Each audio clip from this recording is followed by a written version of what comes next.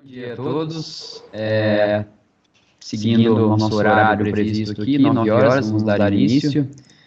Em nome do CISPAR, né, a gente quer agradecer a participação de todos os nossos amigos, consorciados, e de modo especial ao Paulo, da Working, assessoria e consultoria, ele que será responsável pela apresentação, né, uma breve abordagem sobre a saúde e segurança do trabalho, né? Alguns aspectos de normas regulamentadoras que são de extrema importância, né, no atual cenário, principalmente agora com essa obrigatoriedade do e-social para os órgãos públicos, né? Então, essas informações são de grande valia. Portanto, Paulo, boa apresentação. Qualquer coisa a gente está à disposição aqui. Beleza, Jefferson. Bom dia a todos, tudo bem? Bom, pessoal, obrigado aí pelo convite, agradecer a vocês aí pelo chamado, né? É sempre importante a gente falar um pouquinho sobre a segurança e a medicina do trabalho, como o Jefferson bem frisou, em relação às novas obrigações, as alterações nas NRs, né, que vem acontecendo, e é sempre importante a gente conversar um pouquinho, poder passar um pouquinho daquilo que a gente tem acompanhado dentro dessa área, né, e tentar esclarecer aí ao máximo as dúvidas que vocês possam ter aí no decorrer desse tempo que nós vamos passar aqui juntos.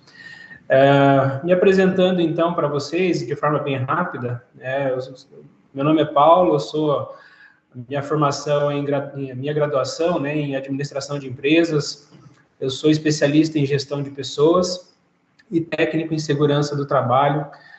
Trabalho nessa área já tem 20 anos, né? Me formei no ano de 2002 em Londrina, então de lá para cá eu venho atuando aí em empresas privadas e há 10 anos eu trabalho com a Working, né? Assessoria em segurança e medicina do trabalho. Nós criamos a Working, né, com o intuito mesmo de prestar um serviço aí de assessoria às empresas. Dentro da parte da engenharia, a gente não tinha a medicina ocupacional. Medicina ocupacional a gente começou a trabalhar tem 1 ano e meio, onde nós fazemos os exames médicos dos nossos clientes aqui na nossa própria unidade, né? Hoje a Working, ela atende aí em 8 estados, né? Nós temos clientes em 8 estados da federação, são mais de 200 clínicas credenciadas, né, em todos esses estados, e são mais de 400 clientes ativos, né, na nossa carteira aqui, mais de 6 mil vidas sendo tratadas dentro da nossa gestão. Então, assim, basicamente, nós vamos tratar aí um pouquinho das normas, né? Vou falar um pouquinho para vocês de forma bem rápida, não se aprofundar muito, até porque as NRs, elas são... trata-se de teoria, né? Então, a gente tem muita lei, muita teoria, então, a forma mais prática da gente conseguir passar isso é sendo o mais resumido possível, e de forma mais prática mesmo possível, levando isso para a realidade de vocês. Eu já atendo alguns dos consorciados, né? A gente já tive a oportunidade de atender alguns de vocês. Então, a gente conhece um pouquinho da realidade, como que é o trabalho, né? Então, vamos tentar focar mais nesses processos que são mais particulares aí da área de vocês. E depois a questão do e-social ali, com relação à obrigação, como que funciona o e-social. A gente vê, né, uma pressão muito grande em cima disso, mas basicamente não tem muito segredo, né? O e-social, ele é uma obrigação, como o Jefferson colocou também, que vem obrigar a gente a fazer as informações das regras, das leis que nós já vínhamos cumprindo, né? Então, as NRs, propriamente dito, é o que norteia a obrigação do e-social, tá? Pessoal, eu vou ficar bem à disposição, vamos fazer mais um bate-papo mesmo. Então, se vocês quiserem fazer algum questionamento, alguma pergunta, podem me interromper a qualquer momento, que aí fica mais prático mesmo a nossa conversa aqui, tá ok?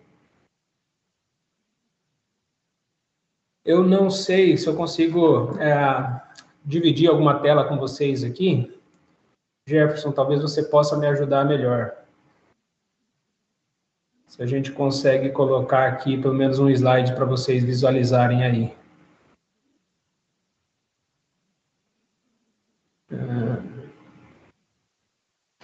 Ô Paulo, tem uma opção de compartilhar conteúdo no canto superior direito da sua tela. Deixa eu só verificar aqui, porque está aparecendo aqui só uma barrinha na parte de baixo. Deixa eu ver se é isso. É isso aqui?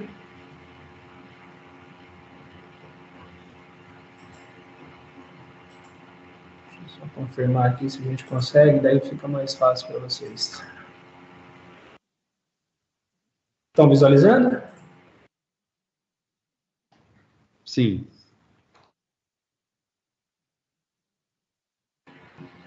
Deixa eu só ver aqui. Bom, beleza. Todo mundo visualizando aí, então, né? Pessoal, então, assim, ó, isso aqui foram as apresentações aí que eu coloquei para vocês. Então, nós vamos falar em relação às normas, né? Quais são as normas? Vou falar um pouquinho de cada uma aqui. Paulo, nós estamos visualizando o navegador, acho que não é a apresentação. Está no navegador? Isso. Deixa eu voltar. E agora? Ainda não. Não, deixa eu só voltar aqui.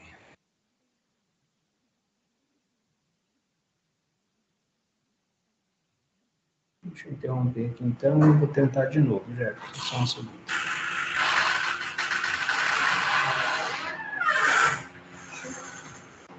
Deixa eu só encontrar aqui rapidinho para a gente tentar.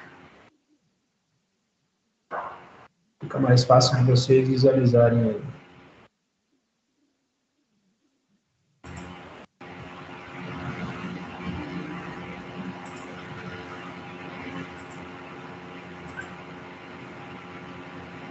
Acho que agora vai dar certo, né?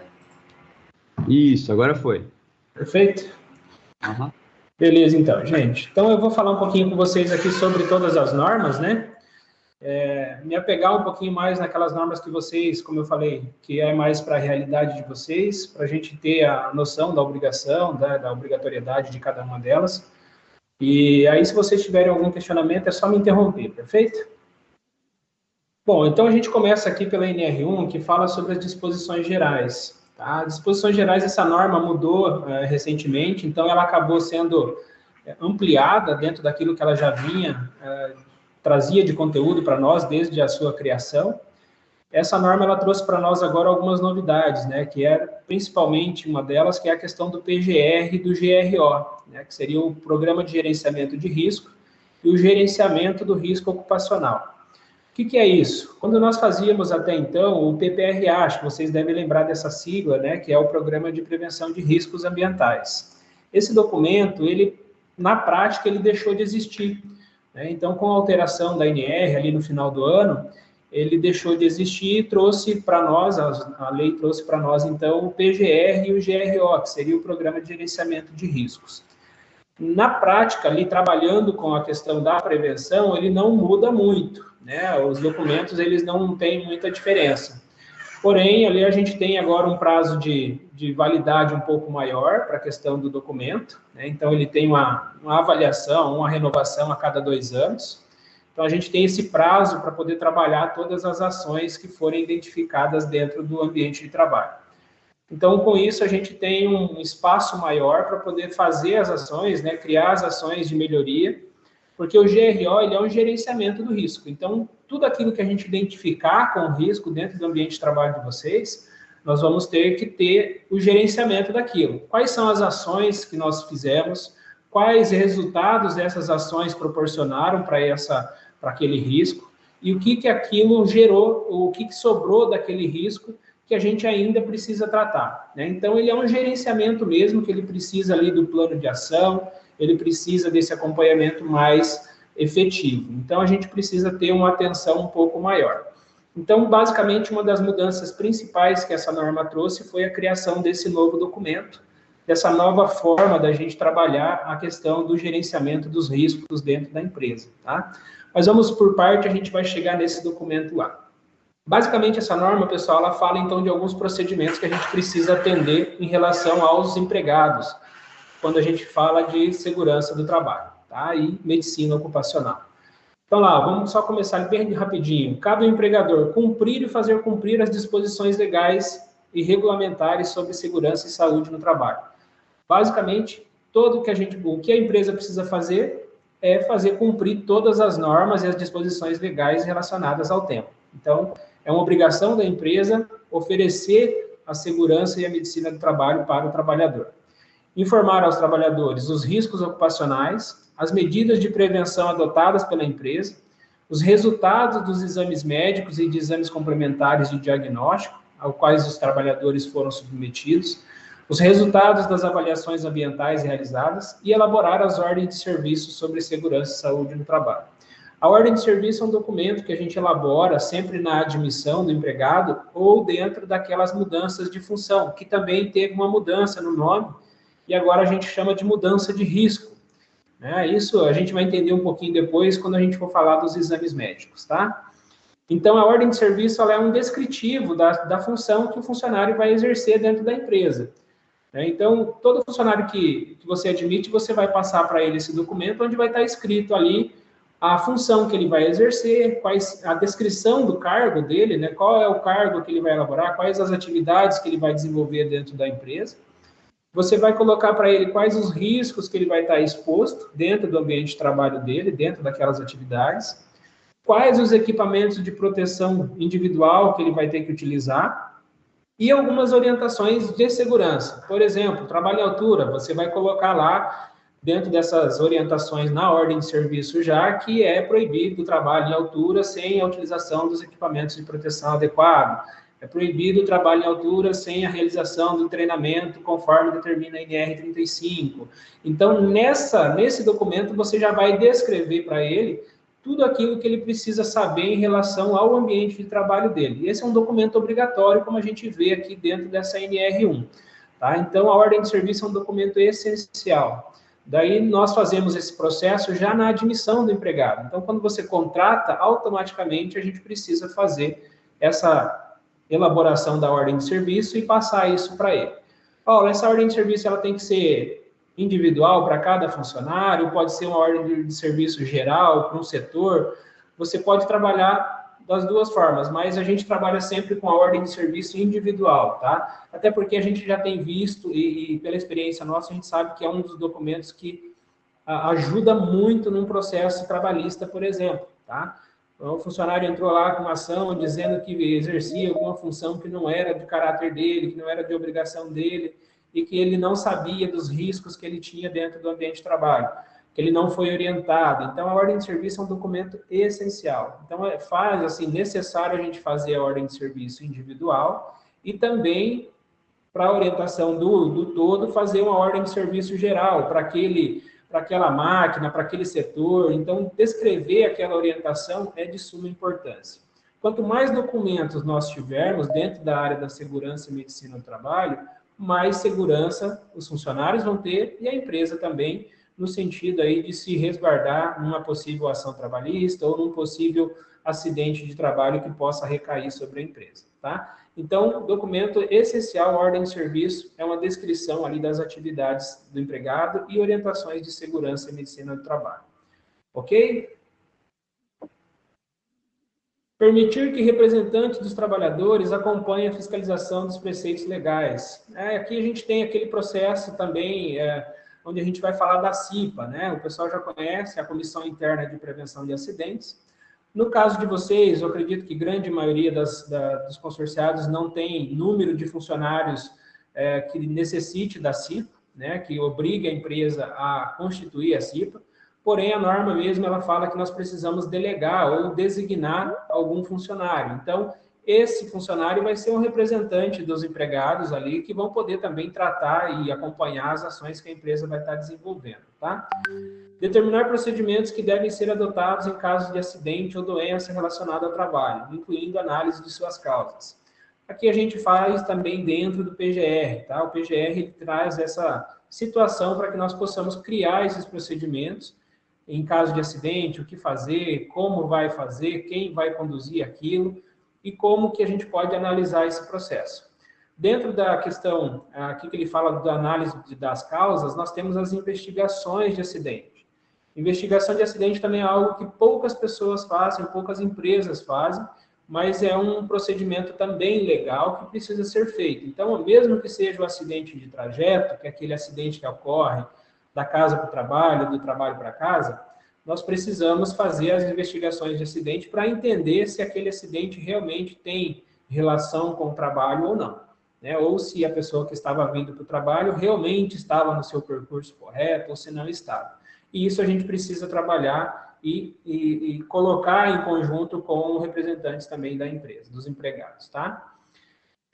Disponibilizar a inspeção do trabalho e todas as informações relativas à segurança e saúde no trabalho. Aqui a gente faz a documentação e deixa à disposição da fiscalização ou da inspeção.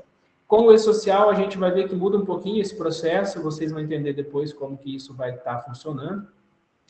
Implementar medidas de prevenção, ouvidos os trabalhadores de acordo com as seguintes ordens de prioridade. Eliminação dos fatores de risco, minimização do controle de fatores de risco, minimização do controle de fatores de risco e adoção de medidas administrativas. Subiu aqui demais. Organização do trabalho e adoção de medidas para proteção individual, tá? Então, aqui a questão dos equipamentos de proteção individual também é uma obrigação da empresa, nós precisamos fornecer esses equipamentos de forma gratuita, como a gente vai ver também na NR6 um pouquinho, tá? Então, basicamente, as disposições gerais dessa norma, ela vem tratando para a gente nesse sentido, dessas obrigações que a empresa tem para com o empregado. E o empregado, ele tem também por obrigação cumprir todas as normas de segurança, né? Cumprir as disposições legais e regulamentares sobre segurança e medicina no trabalho, inclusive as ordens de serviço expedidas pelo empregador. Vou falar um pouquinho da questão da ordem de serviço aqui, que a gente comentou sobre a mudança de risco, bem rapidinho. Hoje, com a mudança da norma, a gente tem essa obrigatoriedade de emitir a ordem de serviço, até mesmo se o funcionário fizer uma mudança de função. Então, sempre que existir uma mudança no cargo, troquei de encanador para encanador-chefe, vamos colocar assim, ele vai ter que fazer uma ordem de serviço nova, fazer uma alteração ali dentro da questão da atividade dele, e aí faz um documento novo, e a gente chama de mudança de risco. O exame médico, a gente precisa analisar se houve realmente uma mudança de risco, mas depois eu explico para vocês lá na NR7, tá ok? Mas em relação à ordem de serviço, a gente precisa fazer sempre que houver essa mudança, alteração no cargo do empregado. Submeter os funcionários ao exame previsto nas NRs, a gente vai ver também um pouquinho lá na NR7. Colaborar com a organização na aplicação das NRs, isso aqui é uma obrigação do funcionário, né? Então, ele tem que colaborar com a aplicação dessas normas, porque você vai lá, indica o equipamento de segurança para ele, indica o treinamento, aí às vezes a pessoa não aplica nada daquilo que você orientou, não usa o equipamento, e aí você acaba ficando numa situação difícil, né? Muitas vezes o pessoal fala, mas como que eu vou cobrar, como que eu vou punir, né? E a gente tem que criar meios e metodologias para poder fazer essa cobrança. É obrigação do empregado fazer esse uso do equipamento, receber o equipamento, cuidar, guardar esse equipamento, então faz parte da obrigação dele. E aí nós temos, como empresa, que se posicionar e até mesmo punir essas ações que vão contrárias aí à obrigação dele, tá? Constitui ato faltoso, recusa injustificada do empregado ao cumprimento do disposto nas alíneas no subitem anterior. Então, aqui já propriamente a norma já fala que é um ato faltoso. O ato faltoso a gente sabe que pode ser punido, né, de forma gradativa e até mesmo gerar aí aquela dispensa por justa causa, ou no caso do órgão público, fazer um ato administrativo ali, um processo administrativo e até mesmo fazer ali a exoneração do indivíduo do cargo, tá ok? Todo trabalhador, ao ser admitido ou quando mudar de função, que implique em alteração de risco, deve receber informações. Aqui é aquilo que a gente já vem falando sobre a ordem de serviço. Os riscos ocupacionais que existam no ambiente, os meios de prevenir, as medidas adotadas pela organização, procedimentos adotados em situações de emergência, os procedimentos a serem adotados em conformidade com o item anterior. As informações podem ser transmitidas durante os treinamentos e por meio de diálogos de segurança em meio físico ou eletrônico. A gente vai ver também que teve algumas alterações em relação à parte de treinamento, tá? Então, a NR1 também ela traz aqui algumas orientações, eu nem coloquei para vocês, mas ela traz algumas orientações voltadas para a questão dos treinamentos, tá? Então, os treinamentos, eles podem ser feitos online, né? Existe essa liberação para fazer o treinamento online. A parte prática de alguns treinamentos, ela precisa ser presencial, isso não tem como a gente fugir, né? Então, ele pode ser híbrido, né? Que é aquele formato metade online, metade presencial. E também existe a possibilidade de fazer um aproveitamento da carga horária, né? Então, se você vai ministrar um treinamento dentro da empresa, que você ministre lá NR35 e NR33. Se houver dentro do conteúdo programático desses treinamentos, conteúdos que sejam muito semelhantes, então a gente consegue fazer um aproveitamento dessa carga horária e diminuir o tempo de exposição do trabalhador ali à questão do treinamento, tá? Mas aí precisa seguir a orientação do que está na norma, e a gente precisa colocar no certificado ali que foi feito esse aproveitamento e tal, deixar bem comprovado que existiu o aproveitamento e que existiu os 2 treinamentos para que aquilo ocorresse. Então, existe essa possibilidade também. O que facilita um pouquinho, porque muitas vezes na correria a gente acaba não conseguindo liberar o empregado para fazer esses treinamentos. Então, acaba facilitando um pouquinho. E a gente tem a possibilidade do curso online, 100% online também, que daí também facilita, porque o empregado pode assistir a hora que ele tiver disponível, né? Então, você libera o link para ele, ele assiste, ele vai ter que confirmar que assistiu, né? Vai ter um meio ali de confirmação, e aí ele vai receber o certificado também da mesma forma. Um certificado válido e aprovado também pelo Ministério do Trabalho. Tá ok? Pessoal, tranquilo até aqui? Estou indo muito rápido, tá tranquilo? Jefferson vai me posicionando aí. Ok. Então vamos lá. Oi, desculpa.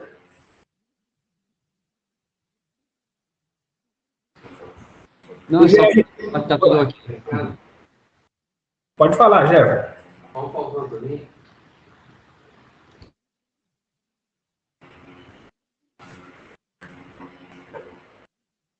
Bom, então vamos seguir aqui, pessoal. Se vocês tiverem dúvidas, aí vocês só falam oi aí que eu paro aqui, tá? Gerenciamento de risco ocupacional, como eu comentei, então foi a grande mudança, né, nessa nova alteração da norma aí.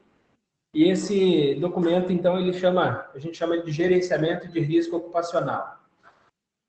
Disposto nesse item, né, ser utilizado para fins de prevenção do gerenciamento de risco ocupacional, para fins de caracterização de atividades, na verdade, aqui, para fins de atividade insalubre ou perigosa, a gente precisa ainda seguir o que está dentro da NR 15 e 16. A gente vai falar um pouquinho também sobre insalubridade e periculosidade com vocês depois, tá?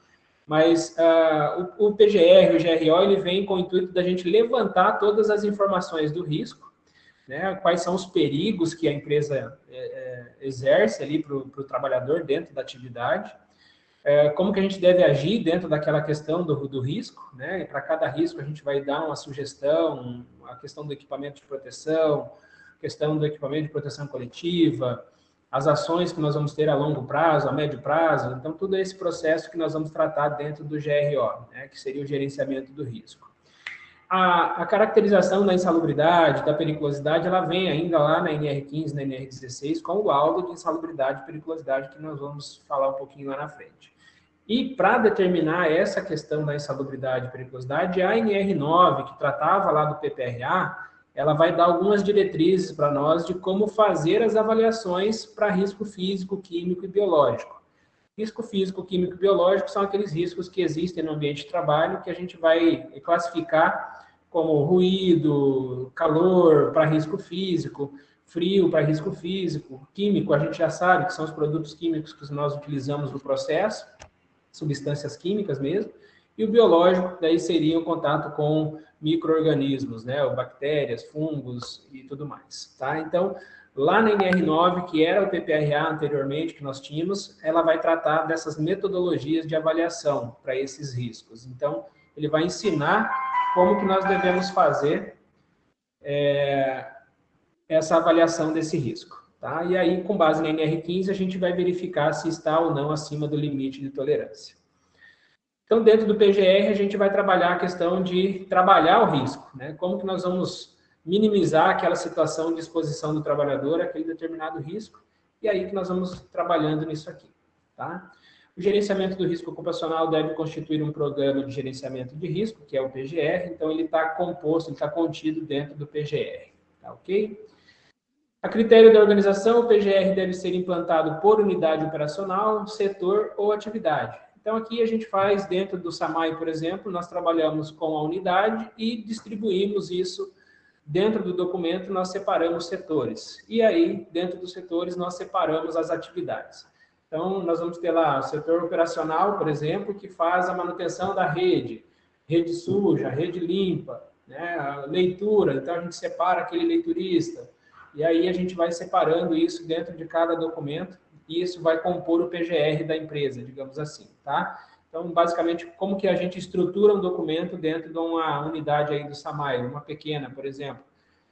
Então, a gente separa lá o setor administrativo, o setor operacional e o setor operacional sujo, operacional limpo, que pode ser isso, e a questão da leitura, né? E isso é um esqueleto básico aí de como a gente poderia trabalhar.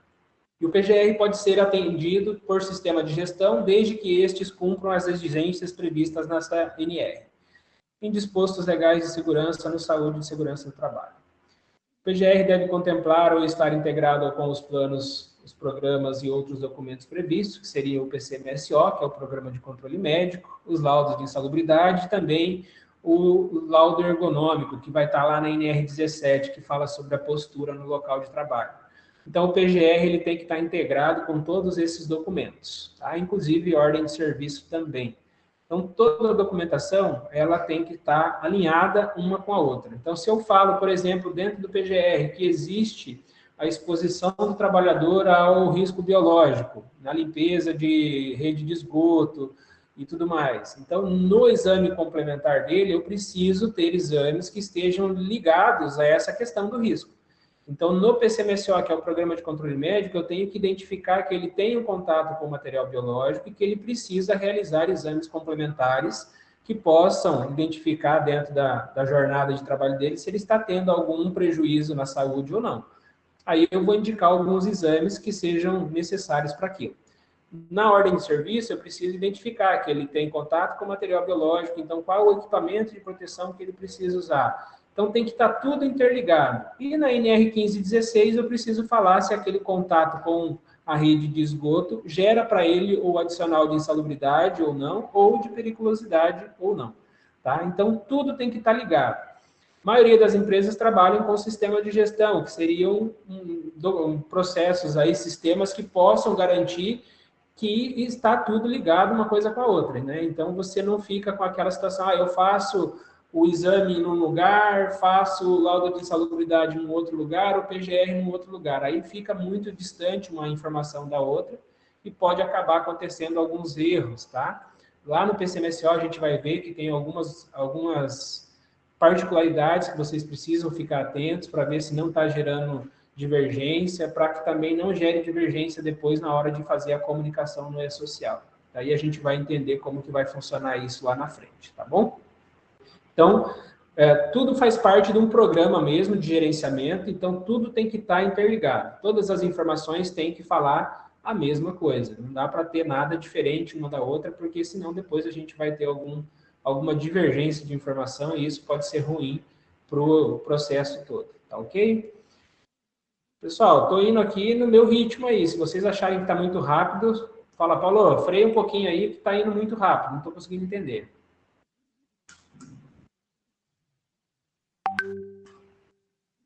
A NR3 eu vou passar bem rápido porque faz parte de um processo de fiscalização, tá? Então não tem muita necessidade de a gente ficar batendo aqui.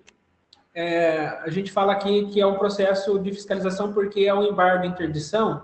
É sempre o auditor fiscal, sempre no início de alguma atividade, ou na ocorrência de algum acidente, ou numa fiscalização de rotina, ele identificar dentro da empresa que existe um risco grave, eminente, de prejuízo para a saúde ou para a vida do trabalhador. Ele vai fazer a notificação e vai pedir para regularizar, ou, se for um caso muito grave, vai pedir para fazer a interdição do local, ou da máquina, ou da empresa. Então, basicamente, essa norma ela vai tratar nesse sentido, tá? A NR4 também é uma norma que a gente não precisa se apegar muito por se tratar da composição do SESMIT.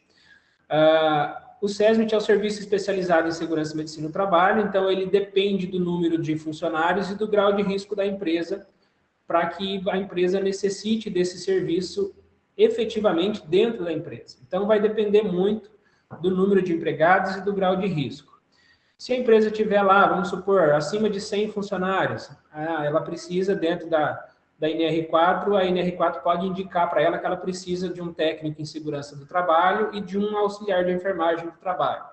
Ah, passou de 200 funcionários, ele vai precisar também do enfermeiro. Passou de 300, vai precisar do médico do trabalho. Isso dentro da empresa, tá? Quando eu estou falando aqui do SESMIT, é um serviço interno. A empresa tem que contratar, tem que manter essa equipe toda dentro da empresa. Fora isso, a empresa que não se enquadra dentro dessa norma, ela precisa ter ainda a documentação, então, que seria o PCMSO, que é elaborado por médico do trabalho. Ela precisa do laudo de insalubridade e periculosidade, que é elaborado pelo médico do trabalho e pelo engenheiro de segurança. E ela precisa dos outros documentos, NR17, que é elaborado pelo ergonomista, né, ou pelo médico do trabalho, dependendo do seu conhecimento técnico para isso. Então, assim, e do PGR, que é do técnico de segurança também, né, que faz parte aqui das atribuições do técnico, né. Embora o PGR, o PPRA, ele não tenha, assim, um profissional ali que tenha, que seja específico para ele, né. Tendo conhecimento para elaboração, tendo carga de experiência técnica ali que possa elaborar o documento, ele pode fazer, tá. Então, isso aqui a gente está falando de um SESMIT interno, mas também se não se enquadrar, a empresa tem que acabar contratando pessoas que possam fazer a elaboração desses documentos. Tá? Então, a gente chama de SESMIT externo, que é, no caso, a nossa empresa aqui, por exemplo, que acaba fazendo o papel desses profissionais dentro da empresa. Tá ok? Aí nós temos a CIPA, que é a NR5, né? Então, é a Comissão Interna de Prevenção de Acidentes. Essa norma ela fala um pouquinho ali sobre como você montar, como estruturar, como deve ser o funcionamento da CIPA, da Comissão Interna de Prevenção de Acidentes. Toda a regulamentação, a parte de reuniões, as atas, como que deve ser feito, processo eleitoral e tudo mais. Como eu falei lá no início, algumas empresas não se enquadram dentro desse processo da NR5 para constituir a CIPA propriamente dito. Mas a própria norma ela fala que você tem que designar uma pessoa para cumprir as normas de segurança e medicina do trabalho dentro da empresa. Então, você vai ter por obrigação que designar uma pessoa dentro da sua unidade para fazer o treinamento da NR5, que é o treinamento de CIPA, que é um treinamento de 20 horas. Ele diminuiu agora um pouquinho a carga horária, depois eu só preciso confirmar, mas se eu não me engano, ele passou para 16 horas, eu acredito.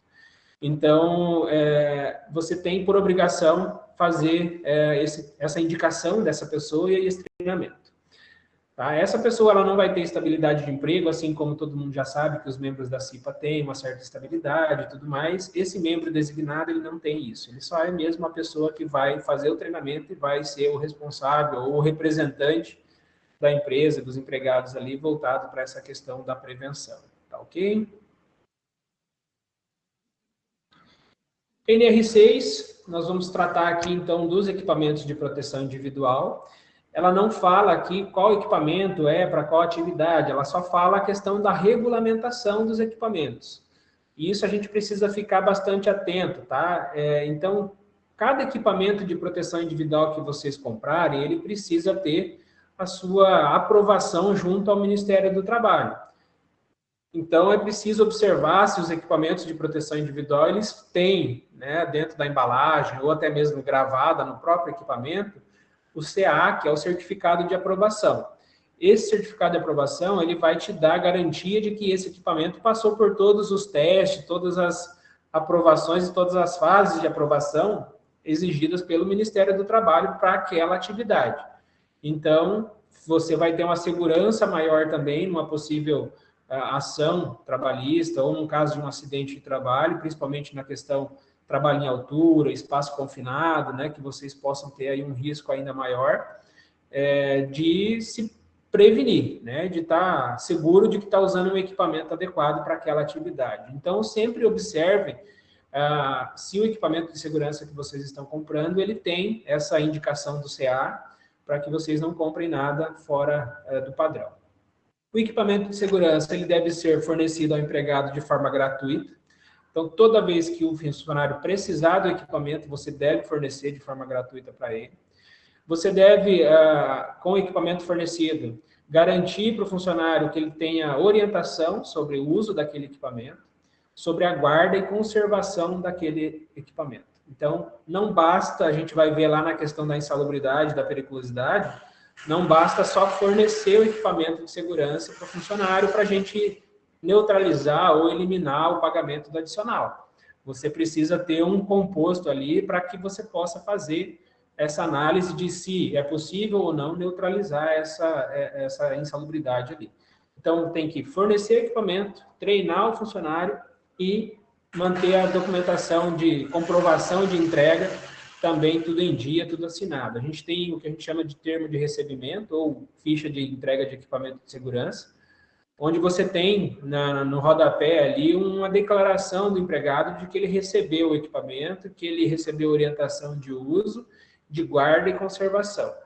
Esse documento também, a gente, pela experiência que nós temos aí, a gente vê que é um documento essencial numa possível ação trabalhista também, tá? Quando a pessoa fala, mas eu não ganhava, eu não recebia o equipamento de proteção para exercer minha função. Só vai comprovar que recebia se vocês tiverem esse controle de entrega de equipamento de segurança para o funcionário. Senão, infelizmente, a ação fica perdida. Então, é um documento que precisa de controle, precisa ter um acompanhamento. A constância na troca do equipamento não é só fornecer, e isso a gente vê em vários órgãos públicos, você compra equipamento às vezes uma vez por ano, né? Então, isso não garante que aquele equipamento ele tenha uma vida útil tão longa, né? Então, se você compra uma botina para a pessoa, por exemplo, vamos falar lá o pessoal que trabalha, né, na limpeza da rede, né? O contato com a água, o contato com a própria as substâncias que tem ali naquele local, ela vai corroer esse equipamento, então a troca ela precisa ser mais constante. Então a gente precisa ter essa regularidade na troca para que você tenha também uma segurança maior aí na hora que for utilizar esse documento. Então, para cada equipamento de segurança, você vai ter um prazo ali de vida útil que você mesmo pode determinar, não tem nada especificado aí dentro do processo. Talvez no próprio, as orientações de uso do equipamento vai ter ali uma indicação de tempo de vida útil. Claro, máscara, óculos, filtro de máscara, abafador, né, esse protetor de auricular, tipo concha, luva, essas coisas você consegue visualizar quando que ela já não está mais em condições de uso. Então, quando não tiver em condições, faz a troca e faz a anotação na ficha também que você realizou aquela troca naquela data. Então, tem que ser feito, né? É um trabalho chato que não tem pessoas para controlar isso. Infelizmente, a gente precisa fazer, precisa controlar para que você tenha segurança, tanto na relação do funcionário, que ele vai estar usando o equipamento adequado, em condições, e tanto para a defesa de algum possível ação jurídica aí, tá ok? Basicamente, a NR6 fala sobre isso, tá, pessoal? NR7, nós vamos ter, então, a questão do PCMSO. Eu acho que aqui é um ponto importante para a gente tratar, porque é onde acontecem muitos erros, né? Então, a gente tem observado, tem acompanhado que algumas unidades, algumas empresas privadas mesmo, com o surgimento do E-Social, aí a gente começou a levantar muita coisa que estava errado dentro das empresas, né? As empresas não se atentavam a isso. A gente já pegou empresas aqui com mais de 100 funcionários que nunca tinha feito um exame periódico. Então, isso é um problema, tá? Então, a gente precisa se atentar a isso. Essa NR7, ela é uma norma que também sofreu várias alterações e ela a gente precisa ficar atento. É um dos itens, né, do E-Social que vocês vão estar tendo a obrigação de fazer a informação também a partir do meio do ano ali, né, de julho, né? Então, vocês precisam estar atentos, verificar se a documentação de vocês, a partir do início da obrigação, vai estar correta, né? Porque o que a gente sabe do E-Social, só adiantando um pouquinho, mas já voltamos aqui, a obrigação do envio é a partir da data da obrigação. Documentos anteriores, a gente não precisa fazer o envio. Então, você vai enviar documentos que vocês elaborarem a partir da data da obrigação. É primeiro 10 de julho? Então, a partir de 10 de julho, toda a documentação que vocês fizerem é obrigatório o envio através do E-Social, né? Então, depois a gente vai falar sobre isso. Então, gente, o PCMSO aqui ele fala sobre a questão medicina do trabalho, né? Que envolve aí a questão do exame médicos ocupacionais. Quando que eu devo fazer o exame admissional? Quando que eu devo fazer o periódico? Quando que eu devo fazer a mudança de função? Que agora mudou, a gente vai tratar ela como mudança de risco, tá? E o demissional e o retorno ao trabalho. Tá? Então, isso a gente vou tentar deixar claro para vocês, para que dentro da realidade de vocês possam estar identificando esse processo. Dentro do admissional, se for CLT ou se for concursado, independente da forma de contratação, ele vai ter que realizar o exame médico antes da admissão dele. Então, o exame admissional, ele tem que acontecer antes da admissão, porque ele é um procedimento de critério. Então, assim, se o exame médico desse funcionário der algum problema, desse candidato, né, a gente vai tratar ele assim ainda, desse candidato der algum problema, você não vai fazer a admissão dele. Isso mesmo para concurso público. Se ele passou no concurso e reprovou no exame médico, infelizmente, o exame médico ele é critério de avaliação, ele não está apto para exercer a função.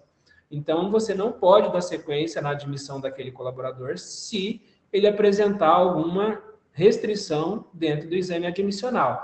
Então, a gente sempre fala que o exame admissional tem que acontecer, e a norma também é clara nisso, tem que ocorrer antes da admissão do empregado, tá? Então, não deve aceitar a admissão sem a realização do exame médico, ok? O exame periódico, ele pode ser realizado a cada 2 anos. Teve uma mudança na norma. Anteriormente, a norma até dezembro ali de 2021, a norma trazia que existia uma diferença ali em relação à idade. Então, de 18 a 45 anos, você poderia realizar exames a cada 2 anos. Agora não existe mais essa questão da data ou da questão da idade da pessoa. Você pode realizar os exames a cada 2 anos, desde que, e isso vale para vocês, desde que o funcionário não esteja exposto a nenhuma situação de risco físico, químico e biológico. Então, não é o caso de vocês. No caso de vocês, a gente vai ter que realizar o exame a cada ano, que seria um exame anual, tá? Então, periodicamente, na data da admissão do empregado, então, se ele entrou em janeiro, anualmente em janeiro, ele precisa renovar o exame, fazer o exame periódico dele, tá? O que é feito nesse exame periódico? A avaliação clínica e os exames complementares. Se ele estiver exposto a risco biológico, trabalho em altura, ele precisa fazer os exames que são voltados para essa atividade, tá? Que vai estar indicado dentro do documento no PCMSO, que é o Programa de Controle Médico. Então, ele precisa, no caso de vocês, anualmente a gente precisa fazer o exame periódico. Dentro do E-Social, você só vai enviar aquele exame que você fizer a partir da data da obrigação. Então, se você não fez exame periódico até hoje, você vai ser autuado? Pode ser por uma fiscalização física ou por alguma situação de denúncia, alguma coisa nesse sentido. Pelo E-Social, vocês não serão autuados, tá? Porque você só vai informar dali para frente. Então, se você nunca fez o exame periódico, vai fazer o exame periódico agora, pode fazer, vai deixar a documentação guardada e no ano que vem, no próximo ano lá, em abril do ano que vem, você vai fazer o exame periódico de novo e aí sim aquele exame vai ser informado dentro do E-Social, tá certo? Então, o exame que for feito até a data do início da obrigação, você não precisa enviar. Então, a possível autuação ou fiscalização nesse sentido, você pode sofrer se houver alguma dessas situações que eu comentei, tá?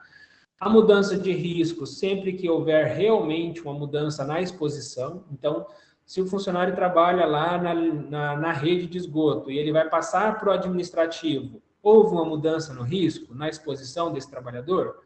Houve. Então, ele deixou de estar exposto ao risco biológico e passou a exercer apenas função administrativa, né? Não tem risco nenhum, físico, químico, biológico, somente risco ergonômico. Então, ele faz o exame de mudança de risco antes de alterar a função, tá? Todo exame ele tem que ser feito antes de alterar a função, antes da admissão, antes da rescisão do contrato de trabalho, no caso do demissional, que a gente vai falar um pouquinho. Então, mudança de risco sempre faz. Eu vou mudar ele no dia 1º de maio. Então, antes do dia 1º de maio, eu preciso fazer o exame de mudança de risco. Porque aí eu vou garantir também que ele está apto para exercer a nova atividade. Se não tiver apto, também a mudança de função, mudança de risco não pode ocorrer, tá certo? O exame demissional, ele tem que ser feito antes da rescisão, Então, você demitiu o funcionário, você tem 10 dias para realizar esse exame. Tá? Então, você tem da data do comunicado a ele, né, que ele foi desligado, até a data da rescisão, que é a data do pagamento da rescisão para fazer esse exame. A gente sempre orienta que o exame seja feito o mais breve possível, porque a gente já viu acontecer e acontece com muita frequência. Você comunica a rescisão do funcionário, aí você espera até o último dia para fazer o exame e ele apresenta um atestado para você. Aí ele fala que está doente, que não pode ser desligado, e aí você não consegue finalizar a rescisão. Então, é um problema. Então, sempre comunicou o funcionário, tenta agendar o exame já para o dia seguinte. Né? Já tenta marcar o exame para o dia seguinte, demissional, já vai lá, já faz, e aí já deixa garantido que ele está apto para poder ser desligado. Tá ok?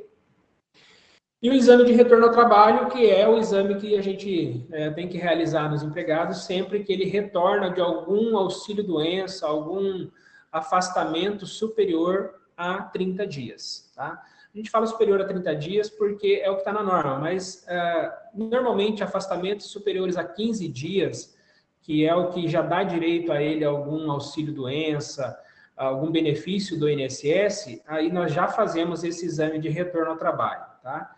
Então, ele tem que ser feito no primeiro dia após o término do benefício. Então, se o benefício do funcionário encerrou hoje, dia 12, ele tem que fazer o exame amanhã, dia 13, e só após o exame ele pode retornar às atividades, se ele estiver apto, tá?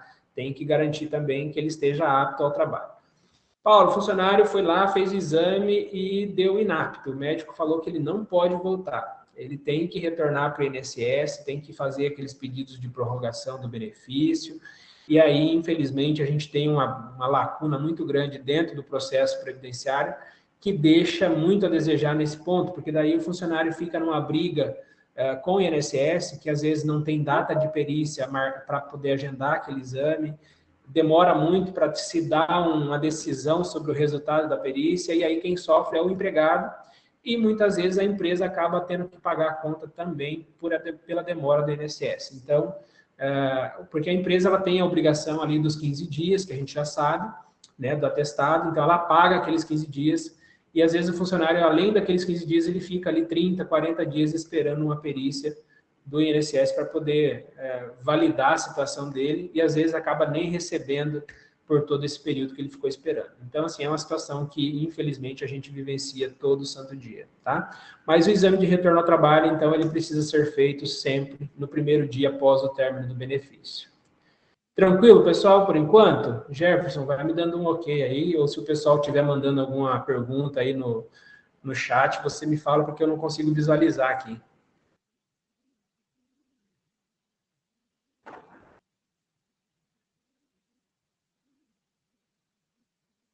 A questão da NR8 também, pessoal, vou passar um pouco aqui rápido por ela, porque ela fala só sobre as edificações, tá?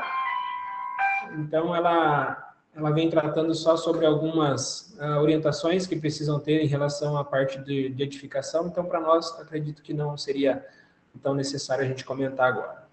Aqui a NR9, que eu comentei com vocês também, que vocês conheciam como PPRA, então ela passou a chamar avaliação e controle das exposições ocupacionais a agentes físicos, químicos e biológicos. Então, aqui ela ensina como que a gente deve fazer as avaliações de cada tipo desses riscos, tá? Ruído, poeira, calor, vibração, todo risco ocupacional ali que envolva físico, químico e biológico, a gente tem aqui as orientações de como proceder à avaliação. NR10 fala sobre a questão da eletricidade, também acho que não é uma NR que cabe a nós nesse momento, que vai diretamente ligado aqui a NR10 seria a NR35, que a gente vai falar um pouquinho mais à frente, tá? NR11 também, né, fala sobre trabalho e movimentação de armazenagem e manuseio de materiais, então não é o nosso caso aqui. A NR12 fala sobre máquinas e equipamentos, também não vejo necessidade da gente tratar muito sobre ela, né? Então aqui ele trata de algumas especificações e adequações que essa norma precisa, que ela traz, né, para cada tipo de máquina e equipamento industrial. A NR13, caldeiras e vasos sob pressão, especificações, forma de controle, prevenção de acidentes também, né, tudo que fala sobre né, esse tipo de atividade.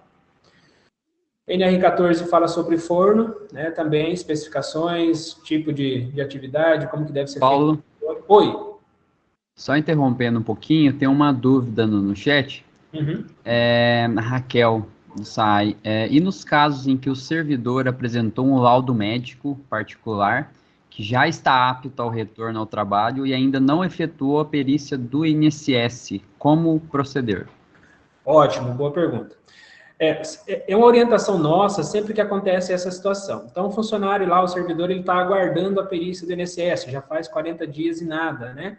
E o médico, ou até o próprio servidor, apresentou uma condição de estar bem para o trabalho, né? Então, a gente sempre orienta que ele procure um médico especialista, que está acompanhando o caso dele, principalmente, que faça essa liberação para ele retornar ao trabalho. Então, o médico especialista que acompanha o caso dele vai dar um laudo dizendo que ele está apto a exercer atividades laborais e que ele pode retornar ao trabalho.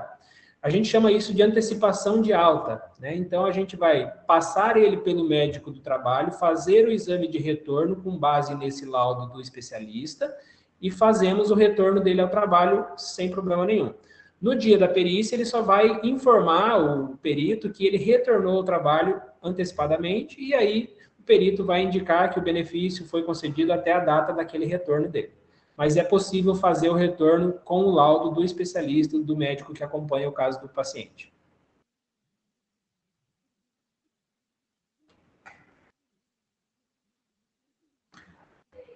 Respondido? Tá certinho, né?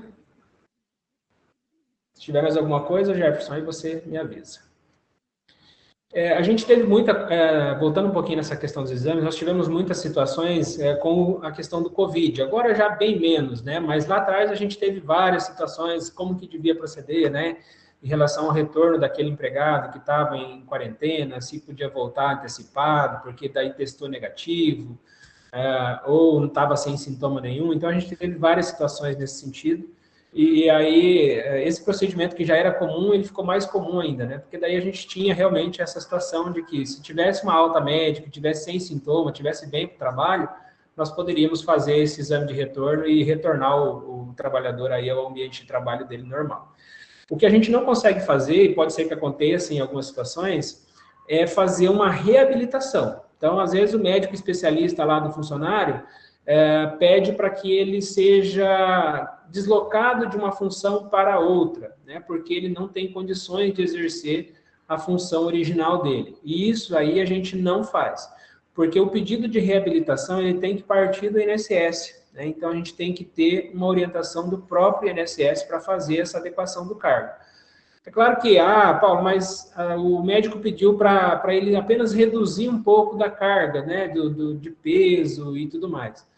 Mas a gente fica com aquela situação, porque até que ponto a gente sabe o peso que ele pode ou não carregar, a postura que ele pode trabalhar ou não. Então é difícil da gente fazer esse retorno se ele tiver com alguma restrição. Se o médico der alta total, falar, não, ele pode voltar, está liberado do trabalho, beleza. Mas se ele tiver alguma restrição, aí fica mais difícil da gente fazer esse retorno. Porque aí precisa mesmo ter a ciência, ter a certeza de que ele pode exercer a atividade, tá? Normas regulamentadoras, daí a gente passa aqui para a NR15, tá? Que fala sobre insalubridade e periculosidade. Então, aqui é uma norma que vai direta aí com a atividade de vocês, porque existe, né, dentro da atividade, o contato com a rede de esgoto, que, na prática, dentro do que diz a norma, o contato com a rede de esgoto, ele gera o adicional de insalubridade para a pessoa que está exposta àquele risco. Então, a gente precisa entender como que é gerado e da onde que vem essa indicação, né, da norma. Nesse caso da NR15, né, pelo fato do contato com a rede de esgoto, ela está dentro do anexo 14 da norma, que fala sobre atividades em exposição a risco biológico. Tá? Então, ele está descrito ali na norma que o risco biológico ele tem direito ao adicional de insalubridade. Eu não sei quanto percentual vocês estão trabalhando, alguns SAMAI paga, outros não pagam, não sei como que vocês trabalham, mas dentro do que diz a norma, em contato com rede de esgoto, a gente tem o adicional, deixa eu só confirmar aqui, se eu não vou falar bobeira, mas se eu não me engano, de 40%. Deixa eu só verificar.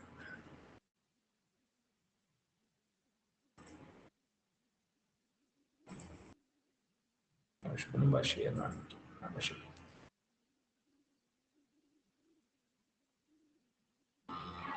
Eu vou confirmar aqui certinho o percentual, porque agora eu não lembro de cabeça aqui, para garantir para vocês, mas depois eu passo aqui ainda na sequência, tá?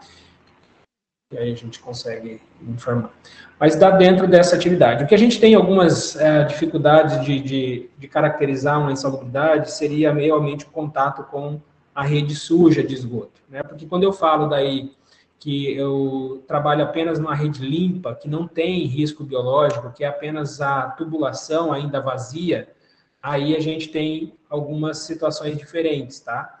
Então, é preciso fazer essa análise, verificar realmente se tem o contato com o material biológico ou se ele trabalha apenas com a rede limpa, que daí são avaliações diferentes que precisam ser feitas, tá? Muitas unidades, às vezes que a gente já atendeu, o pessoal fala, Paulo, mas eu não tenho condição de manter uma pessoa só fazendo a rede limpa ou uma pessoa só fazendo rede suja. Então, é preciso aí avaliar se existe aquela exposição também, para que aí você tenha uma situação que seja compatível para todos, né? Então, é preciso fazer essa avaliação individual mesmo, para entender se existe ou não o contato com o material biológico, que é o que vai gerar a questão da insalubridade, tá? Trabalho em altura, ele não é uma atividade que gera insalubridade nem periculosidade dentro do que diz a norma, tá? Então, muitas vezes o pessoal pergunta, mas eu trabalho em altura, eu corto árvore, eu faço isso, eu faço aquilo. A atividade, ela é perigosa, mas não quer dizer que dentro da norma ela seja insalubre ou seja caracterizada como periculosa, né? Então, a gente precisa só entender para poder explicar também para aqueles que questionam sempre quando vem ali um pagamento ou alguma coisa diferente.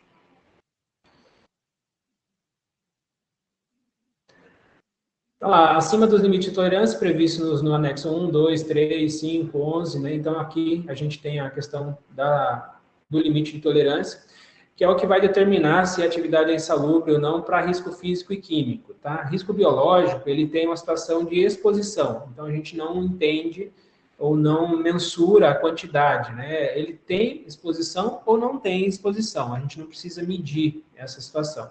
O que a gente tem que medir dentro de uma avaliação quantitativa seriam ruído, seria poeira, vibração, então tudo isso a gente precisa fazer uma avaliação quantitativa para garantir que dentro da norma ela está acima do limite ou não para gerar o adicional de insalubridade. Tá?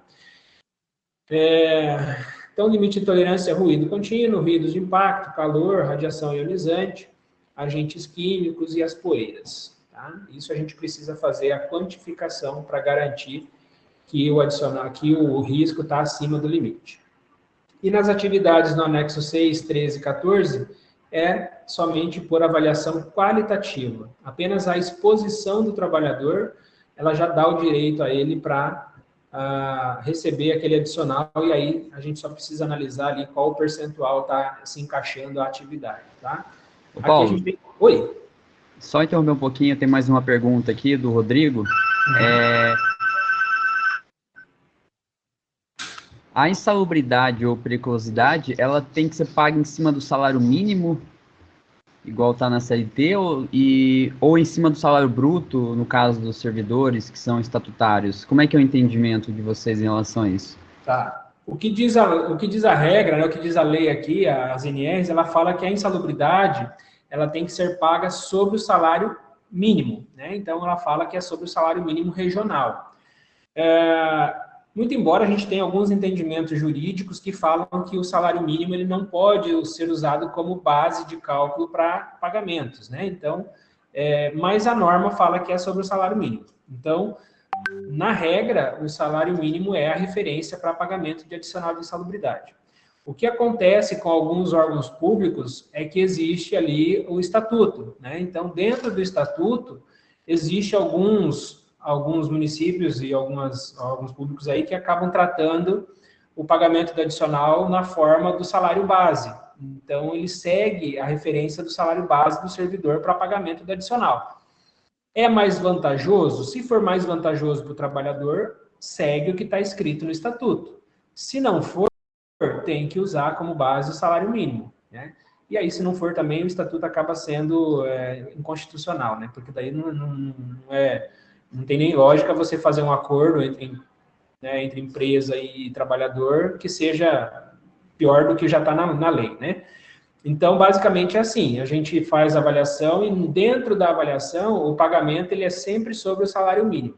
Se existe dentro do município, do órgão público ali, um estatuto ou algum ato que seja, que fale que o adicional de insalubridade tem que ser pago sobre o salário de remuneração, que é o salário base, aí ele segue essa orientação, por ser mais benéfica para o trabalhador, tá? A periculosidade, ela já é paga sobre o salário de remuneração mesmo. Então, ela é 30% sobre o salário base de remuneração. Então, só tem essa diferença na insalubridade, né? Mas, dentro do município aí, que a gente sempre percebe, alguns que tinham sobre o salário base, eles acabaram migrando aí para o salário mínimo, até porque normalmente eram estatutos mais antigos e tudo mais, e o pessoal começou a rever essas situações, porque você pega um médico lá, por exemplo, que ganha 14 mil reais. Então, se você for pagar para ele ali 20% em cima desses 14 mil reais, dá um prejuízo para o município grande, né? Então, a ideia é que alguns municípios acabaram recuando isso e voltaram para o salário mínimo, ok? Pode interferir aí, viu, Jefferson? Pode ficar à vontade. Aqui, continuando então, aqui mais alguns anexos da NR15 que são de avaliações qualitativas, né, que fala sobre o frio, a umidade, radiação não ionizante, tá? Então, aqui também fala sobre avaliação de forma qualitativa, que é apenas aquela observação que nós fazemos no local de trabalho e identificamos aí a questão da exposição. Não precisa medir para garantir daí o adicional. O adicional de insalubridade, ele é pago em 3 níveis, né? O mínimo, o médio e o máximo, que seria de 10%, 20% e 40%. A gente já viu em alguns municípios ali os estatutos falando, o adicional de insalubridade vai ser em 30%. Então, assim, não existe, ou é 10, ou é 20, ou é 40. Né? Se tiver alguma coisa fora disso aqui, tem que verificar, tem que ver o que está acontecendo. Mas, dentro do que diz a regra, são esses 3 níveis sobre o salário mínimo daí, tá? O que a gente está falando aqui é das normas. E a periculosidade, aqui eu coloquei o salário mínimo hoje, mas aí uma base de cálculo, a insalubridade hoje estaria ali no grau médio, em torno de 200 e alguma coisa, mais ou menos isso. Tá? Então, basicamente, a gente vai trabalhar dentro do salário mínimo. Como que acontece, aí eu comentei lá um pouquinho anterior aí, a neutralização ou a eliminação desse risco, tá? O que eu falei lá é sobre fornecer o equipamento de segurança, não basta só fornecer. Muitos municípios aí para a gente falam, Paulo, eu quero cortar a insalubridade. Olha, para cortar a insalubridade, a gente precisa fazer um trabalho devagar, que vai demorar um pouco, até que a gente consiga garantir que todas as situações estão sendo observadas, né? Então, lá, fornecimento de equipamentos de proteção, as condições no local de trabalho, o treinamento do funcionário, a continuidade desse treinamento, né? Então, a cobrança sobre o uso do equipamento, né? Como está sendo feito, os diálogos de segurança, a orientação. Então, tudo envolve um processo de prevenção que aí sim a gente pode pensar em cortar ou neutralizar o pagamento desse adicional. Então, existe a possibilidade para alguns tipos de risco? Existe, mas a gente precisa ter um trabalho de formiguinha mesmo para garantir que todas as ações estão sendo consideradas ali para aquela situação. Quando a gente entender que a atividade ela passou a ser segura, salubre, aí sim a gente pode fazer a neutralização desse pagamento, desse adicional. O que a gente precisa entender e passar isso para o funcionário, às vezes, para o servidor, é difícil ainda, mais ainda entender, que a insalubridade não é uma composição do salário dele. Né? A insalubridade ela não pode ser considerada como um aumento de salário. Né? Ela tem que ser considerada, e a gente tem que provar isso para eles, de que a insalubridade é paga porque ele está perdendo a saúde dele. Né? Então, se ele recebe a insalubridade, é porque ele está ficando doente, ao longo do tempo ele vai sofrer as consequências. E a gente está pagando essa indenização antecipada, né? Então, você está pagando para ele todo mês um valor para que ele fique doente e não reclame depois. Então, essa é a situação. A gente tem que pensar sempre na prevenção, é garantir a qualidade de vida do empregado, e se não tiver que pagar a insalubridade, é claro que faz falta financeiramente, mas ele tem que entender que o ambiente de trabalho dele está seguro e que ele não tem nenhum risco, não tem nenhuma possibilidade de comprometimento da saúde dele. Então, é isso que a gente precisa trabalhar para garantir, tá? Então, é sempre nesse sentido que a gente tem que orientar, porque às vezes no município, principalmente, a gente já teve várias situações da gente emitir os laudos, fazer toda a parte de elaboração da documentação, e aí o pessoal, os servidores, querem entrar em greve porque perderam a insalubridade, porque aquilo, mas porque às vezes estava exposto numa atividade que não tinha direito à insalubridade. Então, assim, a pessoa lá é telefonista, queria receber insalubridade, então a gente vê várias situações nesse sentido. Mas ela quer receber porque aumenta o salário, não porque ela está exposta a algum tipo de doença ou de alguma situação que pode gerar um risco para a saúde dela, tá? E falando nisso, a insalubridade é quando nós colocamos o funcionário ou o servidor exposto a alguma situação de risco que gere algum malefício para a saúde, tá? Diferente da periculosidade, que dentro do conceito legal, ela é quando nós colocamos a vida do servidor em risco.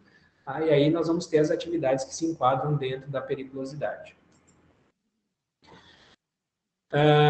Aqui que eu falei agora há pouco, né, sobre se é vantajoso receber esse adicional ou não, então essa questão de mostrar para o funcionário, para o servidor, que não é um benefício nenhum ele receber insalubridade, né, então essa é a ideia.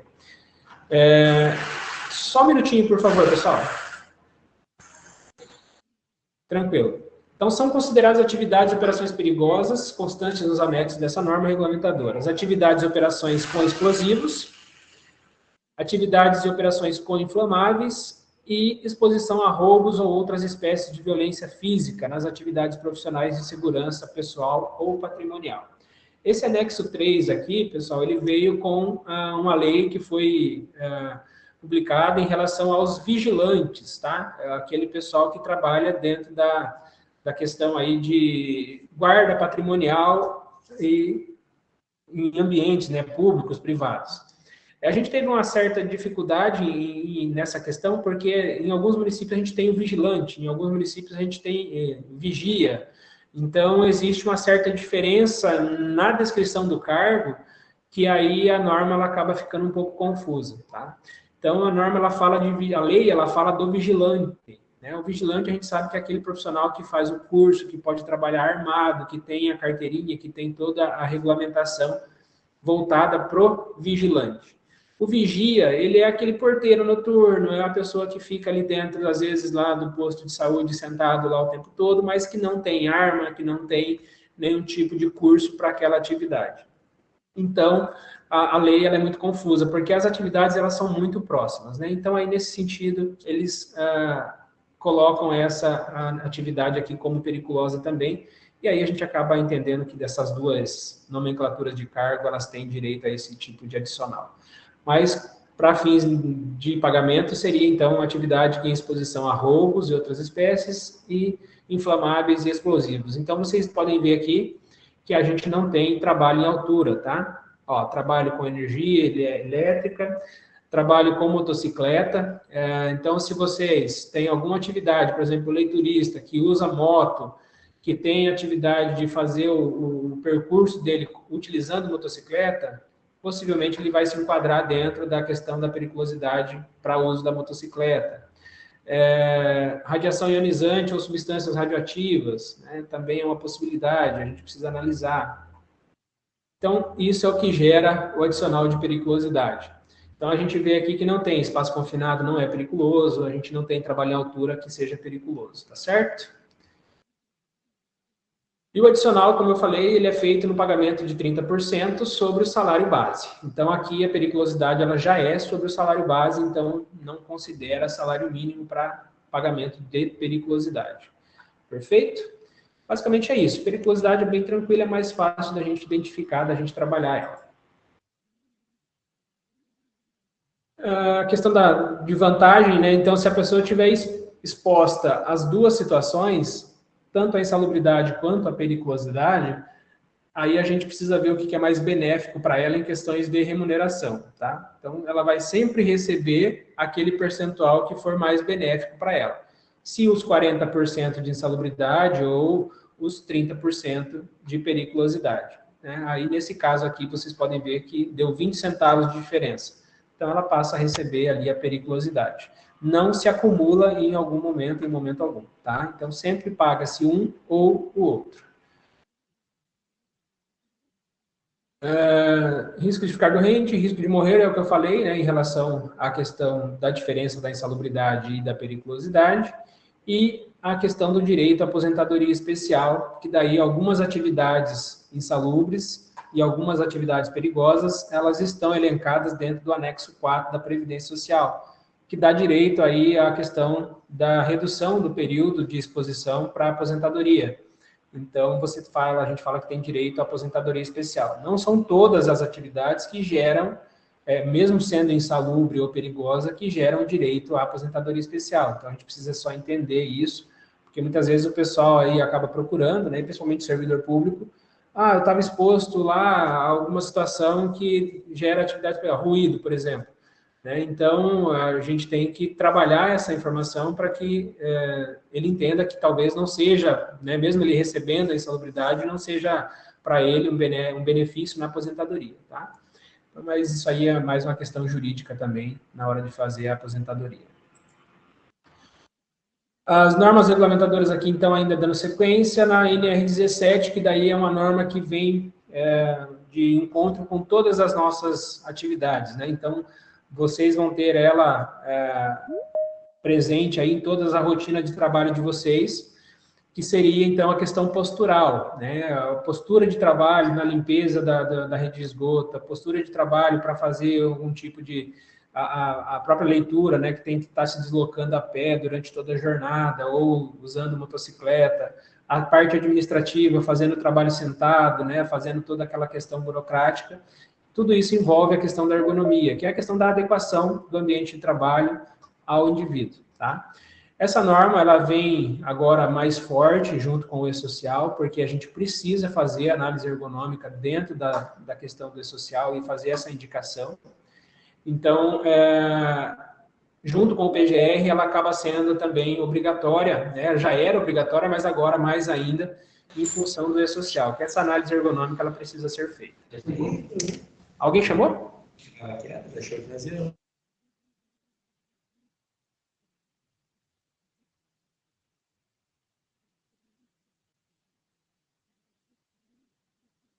Acho que não, né? Posso continuar.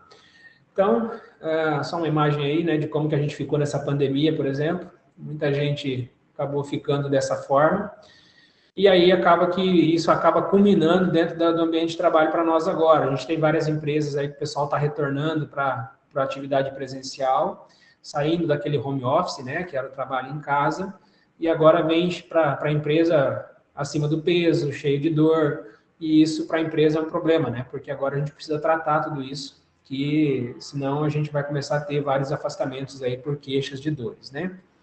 A ergonomia, então, ela consiste num conjunto de disciplinas que estuda a organização do trabalho, a qual existem interações entre os seres humanos e o trabalho. A gente precisa analisar qual que é a rotina de trabalho do servidor de vocês, como que ele faz ou como que ele realiza essa atividade, para entender quais são os possíveis riscos de doença ocupacional que ele pode apresentar. Pode apresentar um problema de coluna, pode apresentar um problema de tendinite, bursite, todas essas inflamações que a gente sabe. Então, a gente precisa entender e trabalhar na prevenção. Como que a gente trabalha na prevenção? Indicando os exames complementares que possam identificar se aquele funcionário, aquele servidor, ele está tendo algum prejuízo ou está tendo alguma limitação ao longo do trabalho dele. É isso que a gente precisa trabalhar. Sempre com o PCMSO alinhado com a questão ergonômica, junto com o PGR, buscando esse tipo de ação preventiva, né, para a gente tentar garantir que aquele servidor ou que aquele funcionário não vai ter nenhum problema de saúde dentro do local de trabalho. E aí a gente identifica também, né, dentro aqui, a melhor forma dele realizar o trabalho. Se a gente pode implantar alguma metodologia que facilite o processo, se é possível fazer alguma atividade durante a jornada de trabalho que melhore a qualidade de vida dele. Então, assim, é esse processo que a gente trabalha junto com a ergonomia, tá? Aqui são algumas imagens aí relacionadas à parte administrativa, a parte industrial em si, né, movimentação de mercadoria. Esse é um problema que a gente vai ter daqui a alguns anos, né, e muita gente já tem, que é a questão do uso do celular. Então, a gente tem o costume de ficar com a cervical, com a cabeça olhando para baixo. Então, esse é um problema que futuramente as crianças vão sofrer muito, né? Então, a tendência nossa é ela ficar cada vez mais curvada para baixo, né? Então, esse problema de coluna cervical cada vez mais presente na vida dos indivíduos, em função do uso dos equipamentos eletrônicos aí, celular. Certo?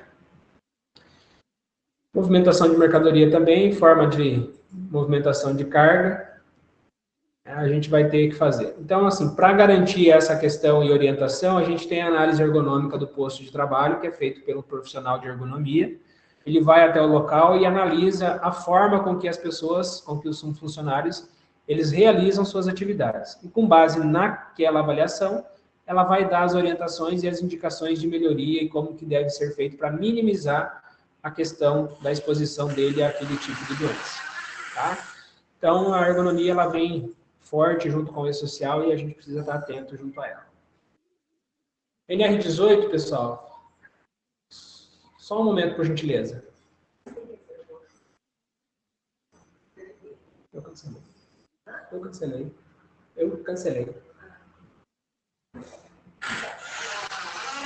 Desculpa, pessoal, só uma interferência aqui. A NR18, então, ela fala sobre o ambiente da construção civil, tá? E aqui a gente, não sei se para vocês é muito relevante ou não, porque a gente envolve muito aqui o processo dentro da construção mesmo, né? Então, ele vai falar um pouquinho de como que funciona cada etapa da obra, quais os riscos que a gente tem em cada etapa daquela obra. Aí, Jefferson, se você quiser me falar se a gente explica um pouquinho mais ou se passa meio por cima, você que coordena aí agora nesse sentido. Bom, Paulo, fica a seu critério, que você achar melhor aí dentro do cronograma que a gente tinha estipulado, né, do horário. Quanto tempo eu tenho, Jefferson? Desculpa. A gente tinha marcado das 9 mais ou menos até as 11, né, 10h40, por aí. Então tá, eu vou passar meio rápido por ela então, porque aqui a NR18 é mais mesmo construção civil na prática, né, que daí é parte de balancinho, de proteção de andar, né, então não é uma coisa que a gente vai trabalhar muito. E daí lá na NR35 a gente acaba pincelando um pouquinho mais. A NR19 fala sobre explosivos, também não vamos nos apegar muito. NR20, trabalho com combustíveis, posto de combustível, distribuidoras de combustível, explosivos, né, nesse sentido que a gente vai trabalhar aqui. A NR21, trabalho a céu aberto.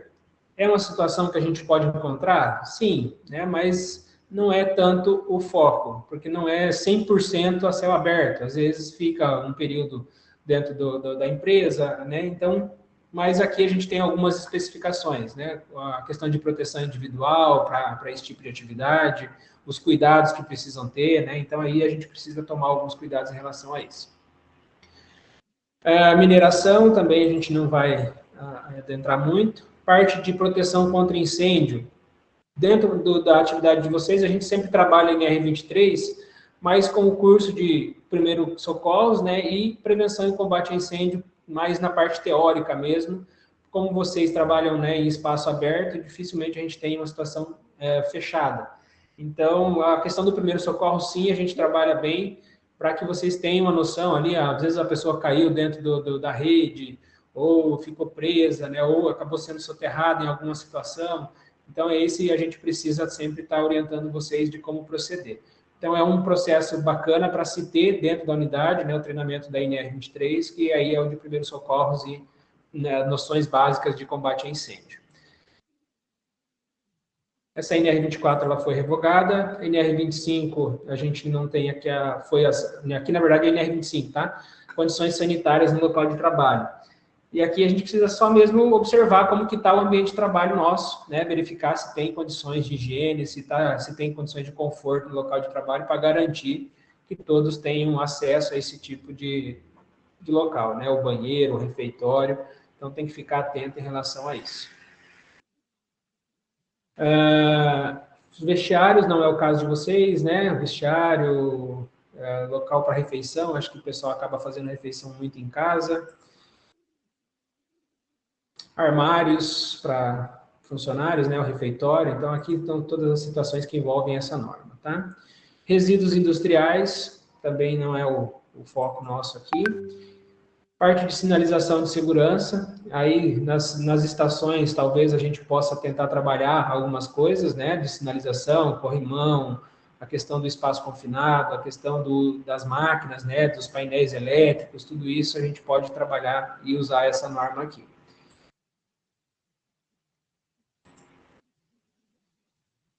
Aí a NR28, pessoal, ela fala sobre as fiscalizações e penalidades.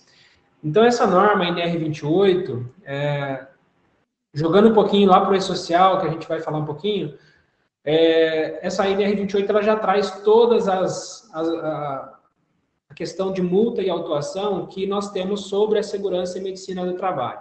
Então, dentro do E-Social, as multas que vão ter lá dentro do E-Social, ela já está prevista nessa norma também, né? Então, já é um procedimento, já era uma situação que aqui é onde a gente calcula cada infração que a empresa comete, como que é feito o cálculo para fins de multas, de autuação dentro da fiscalização do Ministério do Trabalho.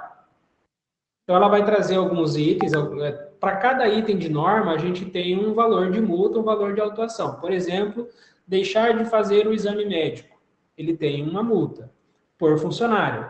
Deixar de fazer o exame médico periódico, é um outro item, é uma outra multa, né, por funcionário.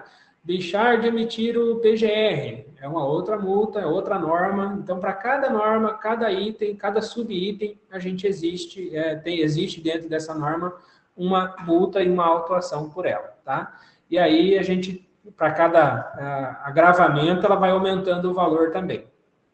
Depois a gente vai ver a questão de valores lá na frente, mas é só para vocês saberem que tem essa norma que já trata sobre essa questão das multas. Então, o valor que o fiscal lança numa notificação, ele tira dentro da norma, tá? Trabalho portuário também não é o nosso caso, e segurança em aquaviário também não é o nosso caso aqui. Trabalho na agricultura, mais o trabalho rural, então é uma norma específica também. NR32, específica para a área da saúde, pessoal que trabalha em postos de saúde, hospitais, clínicas. Então, para eles também existe essa norma específica, que daí ele vai tratar aqui dentro o PGR da saúde, o PCMSO da saúde. Então, são todos os programas que nós temos nas outras NRs, na disposição geral, que ele vai tratar dentro da área da saúde especificamente. NR33, então, a gente fala sobre os espaços confinados, né? Vocês podem ter, em algum momento aí do trabalho de vocês, a exposição a esse tipo de trabalho. Aqui, gente, vale ressaltar somente a atenção e o cuidado e o preparo, né? Então, vocês precisam capacitar os funcionários de vocês, o servidor de vocês, para que eles tenham condições adequadas, né, de conhecimento técnico também, para exercer esse tipo de atividade. Em hipótese alguma, a gente deve colocar uma pessoa para fazer um trabalho em espaço confinado sem que ele tenha o treinamento, sem que ele tenha capacitação para aquele tipo de atividade, né? Tenha recebido os equipamentos de segurança adequado, que tenha toda a parte de segurança ali garantida para ele. Então, o que a gente vai falar sobre essa NR33, que precisa ter o treinamento, tanto para acesso quanto para supervisão, né? Então, a gente precisa ter as duas situações. Você precisa ter pessoas treinadas para as duas situações, que são carga horária diferente para cada um deles, né? Tanto para acesso, tanto para a pessoa que vai entrar dentro do espaço confinado, quanto para aquele que vai ficar na supervisão da atividade ali fora, e tanto para aquele também que vai autorizar a atividade. Então, o treinamento de NR33, ele precisa nesses níveis, né? De acesso, supervisão e autorização. Porque é complicado esse tipo de trabalho, a gente precisa ter muito cuidado, muita segurança, porque o risco ele é iminente, né? Então ele pode acontecer, e se a gente não cuidar, ele vai acontecer mesmo, tá? Então, dentro de um contexto geral, treinamento obrigatório, né? Equipamentos de segurança obrigatórios também para a atividade, tá ok? E sempre ter ali a questão das autorizações para a realização do trabalho. na grande maioria das situações, emitir esse documento para autorização de trabalho, dizer quando vai ser feito, o horário que vai ser feito, quem que vai realizar o trabalho, né, e tentar deixar bem comunicado que aquele serviço vai ser feito para que vocês possam garantir também a segurança de todos, né? Porque senão acaba soterrando lá, o supervisor acaba entrando também, e aí ninguém sabe que aquela pessoa está lá naquele serviço, e aí acaba perdendo a condição, a situação de talvez de um salvamento ali. Então, precisa ser feito nessa comunicação do serviço em si, deixar isso bem comunicado sempre que for realizar algum trabalho em espaço confinado, tá certo? Condições do meio de trabalho na indústria da construção naval, também não é o nosso caso, e a NR35, que assim como a NR33, nós vamos ter também a questão de treinamento específico para o trabalho, né, de NR33, para quem vai executar, NR35, desculpa, para quem vai executar esse tipo de trabalho.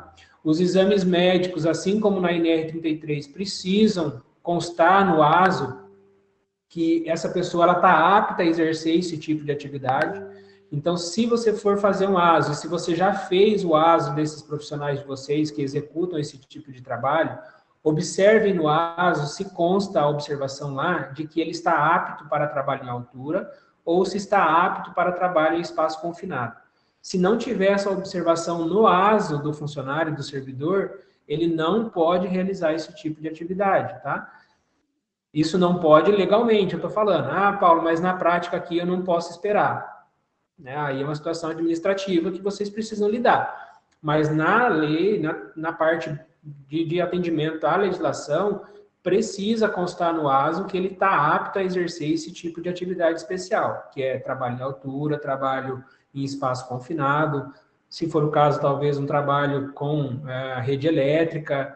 Então, a gente precisa que o ASO desse servidor conste essa informação. E tenha feito também os exames complementares, que normalmente, para essas atividades, ele vai ter que fazer ali um eletrocardiograma, um exame de acuidade visual, um exame de eletroencefalograma, uma glicemia, um hemograma completo, então, uma espirometria. Então, basicamente, ele precisa realizar esse tipo de exame para garantir que ele não vá ter nenhuma situação ou que ele não tenha nenhuma situação que possa ser agravada com a realização desse tipo de trabalho, tá? Então, Paulo, oi. Mais uma dúvida aqui sobre o PPRA e o PGR, tá? Para quem tem o PPRA elaborado e vigente, qual é o prazo para emitir o PGR? E também, na mesma frase aqui, o E-Social vai cobrar apenas o PGR ou ainda poderá ser informado o PPRA vigente? O que acontece que o PGR ele entrou em vigor no dia 1º de janeiro de 2022. A nossa grande pergunta era, eu renovei o PPRA em dezembro, eu preciso renovar? O que acontece é que o PPRA ele perdeu validade, né, e entrou em vigor o PGR. Então, na prática, você deveria fazer o PGR, atualizar esse PGR em 1º de janeiro de 2022. Então, você teria os dois documentos.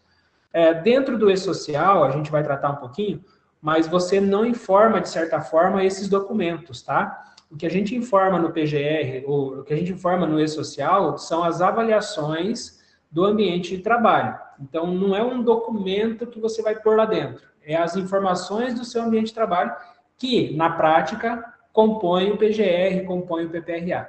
Mas quando a gente fala de informações ao E-Social, do evento de avaliação do ambiente de trabalho, a gente vai colocar lá os riscos, né, que aquela empresa tem. E dentro do formato, que é o XML, ele acaba gerando apenas as informações que constam riscos físicos, químicos e biológicos. Tá? A parte, empresas que não possuem riscos e tudo mais, esse risco ele nem acaba indo para o E-Social, né? Porque a parte do E-Social, ele é hoje, basicamente, previdenciária. Então, a atividade que gera insalubridade, periculosidade e aposentadoria especial é o que o E-Social acaba considerando dentro do evento do 2240, né? Mas o PGR em si, você não, como que eu posso dizer, você não coloca o PGR dentro do E-Social, né? Então, você acaba fazendo a informação, a avaliação do ambiente de trabalho, que No documento físico é o PGR, mas dentro do E-Social é somente aquela informação da avaliação do risco, né? Então, tem muita coisa que tem no PGR que você acaba não colocando dentro do E-Social quando você vai fazer o envio da informação. Mas, respondendo a pergunta, teoricamente, na prática, a gente fez a geração do PGR já no dia 1º de janeiro, né? Então, de lá para cá, a gente vem fazendo o PGR, mesmo que o PPRA tenha sido renovado ali recentemente.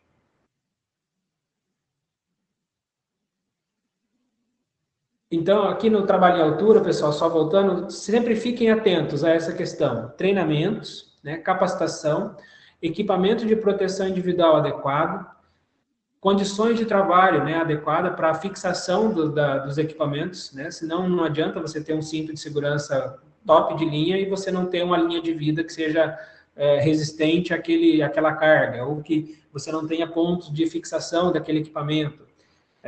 Equipamentos de elevação, né, como a gente tem aqui na imagem, né? Então, fiquem atentos em relação a isso e a questão saúde do trabalhador, que é de suma importância. Você garantir que ele tenha os exames em dia, que foi feito o exame da forma correta e que ele tem no ASO dele a condição de apto para exercer esse tipo de atividade, tanto trabalho em altura quanto espaço confinado, tá? Então, essas são as orientações básicas ali sobre a questão desse tipo de atividade. Aí a NR36 a gente não precisa comentar, que também não faz parte do processo de vocês, e NR37 também, que fala sobre plataformas de petróleo. Pessoal, sobre as NRs, tranquilo? Eu acho que, basicamente, assim, um apanhadão bem geral, a gente passou aqui todas as NRs que a gente precisava. Se tiver alguma dúvida, eu aguardo um segundinho aqui para vocês questionarem aí, e a gente dar uma sequência daí depois com a questão do E-Social mesmo.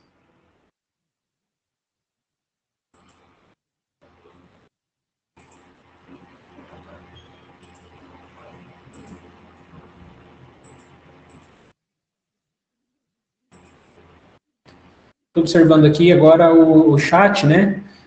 A última pergunta aqui foi sobre o PGR mesmo, né?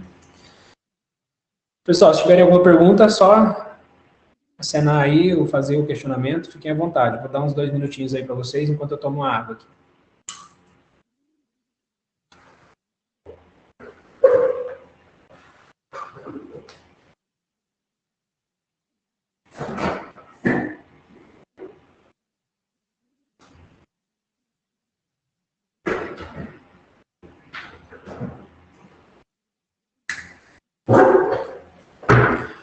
A Raquel perguntou ali sobre a questão da CIPA, se é obrigatório para órgãos públicos, né?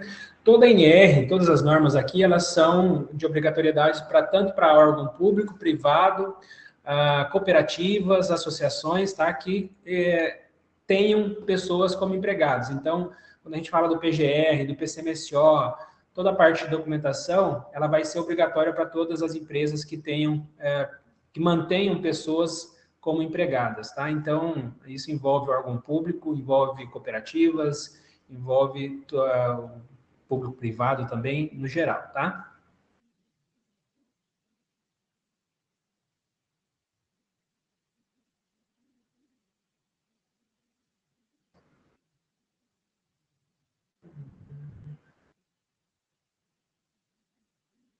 Tranquilo, pessoal? Bom, vou dar uma sequência aqui, então, para a gente caminhar, então, uns 20 minutinhos aí sobre a questão do E-Social, tá? Então, o E-Social para o órgão público, como vocês já bem sabem também, imagino, que ele entra em vigor aí a partir do meio do ano, né? Então, a gente vai ter a obrigatoriedade dos envios das informações do órgão público a partir do meio do ano agora, do segundo semestre. Então, assim, para desmistificar um pouquinho o que é o E-Social, porque vem aquela avalanche de informação, muito conteúdo, muito manual, mas na prática mesmo ele não é tudo aquilo, né? Então a gente basicamente é o que a gente já vem fazendo em relação à parte de documentação legal, a parte de segurança do trabalho. O que muda, o que fica diferente é a forma mesmo do envio dessas informações, a forma de você ser fiscalizado por essas informações que você está enviando. Então, tudo que nós fazemos em relação à parte de prevenção agora, a gente tem, por obrigação, então, fazer o envio para o E-Social em formato digital. O E-Social, então, para quem ainda tem alguma dúvida, ele é um sistema que o governo criou, né, um sistema informatizado, que ele unifica todas as informações relacionadas à parte trabalhista, previdenciária, né, e fiscal das empresas e dos empregados. Então, tudo aquilo que nós geramos de informação voltado para a folha de pagamento, pagamento dos funcionários, guias de pagamento, FGTS, INSS, RAT, FAP, todos os impostos, né, todas as situações que envolvem a questão de pagamento, elas vão para o E-Social. A parte de segurança do trabalho, como a gente falou, avaliação do ambiente de trabalho, comunicação de acidente de trabalho, saúde do trabalhador, treinamentos, e a questão... Eu falei do ambiente de trabalho. Então, todas essas informações também vão para o E-Social. O E-Social vai analisar essas informações dentro de um ambiente de validação. Ele valida essas informações, então elas têm que cruzar, né, de certa forma. Quando você fala dentro da avaliação do ambiente de trabalho, por exemplo, que nós vamos informar o E-Social, que o seu servidor ele tem o direito à insalubridade em 40%, porque ele está exposto a um risco biológico. Dentro da folha de pagamento, você tem que constar a rúbrica, né, a rubrica lá, que fale sobre aquele pagamento do adicional de insalubridade. Porque se não houver aquele pagamento, possivelmente vai haver um cruzamento da informação e você vai estar tendo ali uma inconsistência de dados. Porque em um laudo você está falando que tem que receber e na folha de pagamento, na prática, o funcionário não recebeu aquele valor. Então, ele vai te questionar por que não foi feito o pagamento daquele adicional, sendo que ele está exposto a uma atividade insalubre ou não. Isso pode gerar uma autuação ou pode gerar apenas uma notificação, para que você explique aquela situação ou corrija aquele processo, tá? Então, nós temos o E-Social, então, ele é esse sistema que unifica, avalia e valida essas informações e dá sequência nesse processo. Então, tudo isso que nós falamos de documentação até agora, de PGR, PCMSO, toda a parte de laudo de insalubridade e tudo mais, essas informações que compõem esses documentos é o que a gente faz e envia para o E-Social, né? Então, na prática, como eu acabei de falar atrás também, não é o documento propriamente que você envia. Então, não tem como eu entregar um laudo para vocês, um programa para vocês, e vocês pegarem aquele documento, digitalizar ele e colocar dentro do E-Social. Ele não funciona dessa forma. Ele tem um formato específico que ele aceita de arquivo, que é o XML, é um formato de programação, e nesse formato de programação ele tem um layout. Nesse layout ele faz algumas identificações. Ele pega lá os dados do empregado, né, com base no CPF, com base no PIS, alguma informação que ele vai vincular aquele empregado ao local de trabalho dele, à empresa que ele trabalha, e dentro daquele layout ainda ele vai constar daí, vai vinculando o setor que ele trabalha, o risco que ele está exposto, se ele tem exposição a algum fator de risco que está acima do limite, se ele tem direito ou não ali ao adicional de insalubridade ou periculosidade. Também consta nesse layout quem foi o responsável pela assinatura desses documentos, que seria qual o engenheiro responsável, qual é o médico responsável pela assinatura do PCMSO, pela coordenação desse PCMSO, que é o Programa de Controle Médico. Eu estou falando isso porque vocês vão entender daqui a pouco a complexidade desse processo lá na frente, na hora de validar a informação, tá? Então, todas essas informações... Oi? Está tendo alguma apresentação ou agora não? Compartilhamento de tela? Não estou tendo não, Jefferson. Só estou Tudo comentando bem. mesmo. Eu até não fiz porque, como ele é um conteúdo mais teórico, eu nem fiz muita imagem ali para vocês visualizarem. Mas aqui a gente vai conversando mesmo. Então, assim, nessa complexidade de informação, de conteúdo de informação que a gente vai ter, é o que vai gerar as informações para o E-Social que ele vai fiscalizar, né? O que ele vai questionar a empresa numa possível fiscalização. Vou falar para vocês de situações práticas que nós tivemos até agora, tá? Que nós estamos enviando o E-Social já desde o ano passado. na verdade, com as empresas maiores, tá? Aquelas empresas que faturam acima de 78 milhões lá. Então, a gente tem enviado em algumas situações que podem ocorrer muito no órgão público, que é, por exemplo, os desvios de função, né? Aquele desvio de função que o funcionário ele foi nomeado para um cargo, ou ele foi concursado em algum cargo, mas na prática ele exerce outro, tá? Então, esse desvio de função pode dar problema, tá? Nós tivemos casos em empresa privada aqui que deu problema, por exemplo, o cara ele é gerente de farmácia, mas dentro da farmácia ele aplica injeção também, mas ele é gerente, o cargo dele é gerente de farmácia, que na descrição dessa atividade no Ministério do Trabalho não existe para ele exposição a risco biológico. Mas na prática ele exercia atividade de aplicação de injetáveis e tudo mais. E nós, na hora da confecção do laudo, nós entendemos que ele tinha exposição ao risco biológico, portanto, fazia direito ao adicional de insalubridade em 20%. Quando nós fizemos essa informação ao E-Social, o próprio E-Social levantou o questionamento, olha, o risco não está relacionado à atividade do empregado.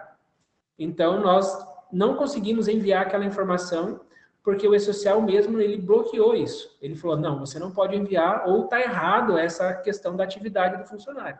Ele precisa ou trocar de função, ou precisa parar de fazer esse serviço de aplicação de injetáveis, porque está errado.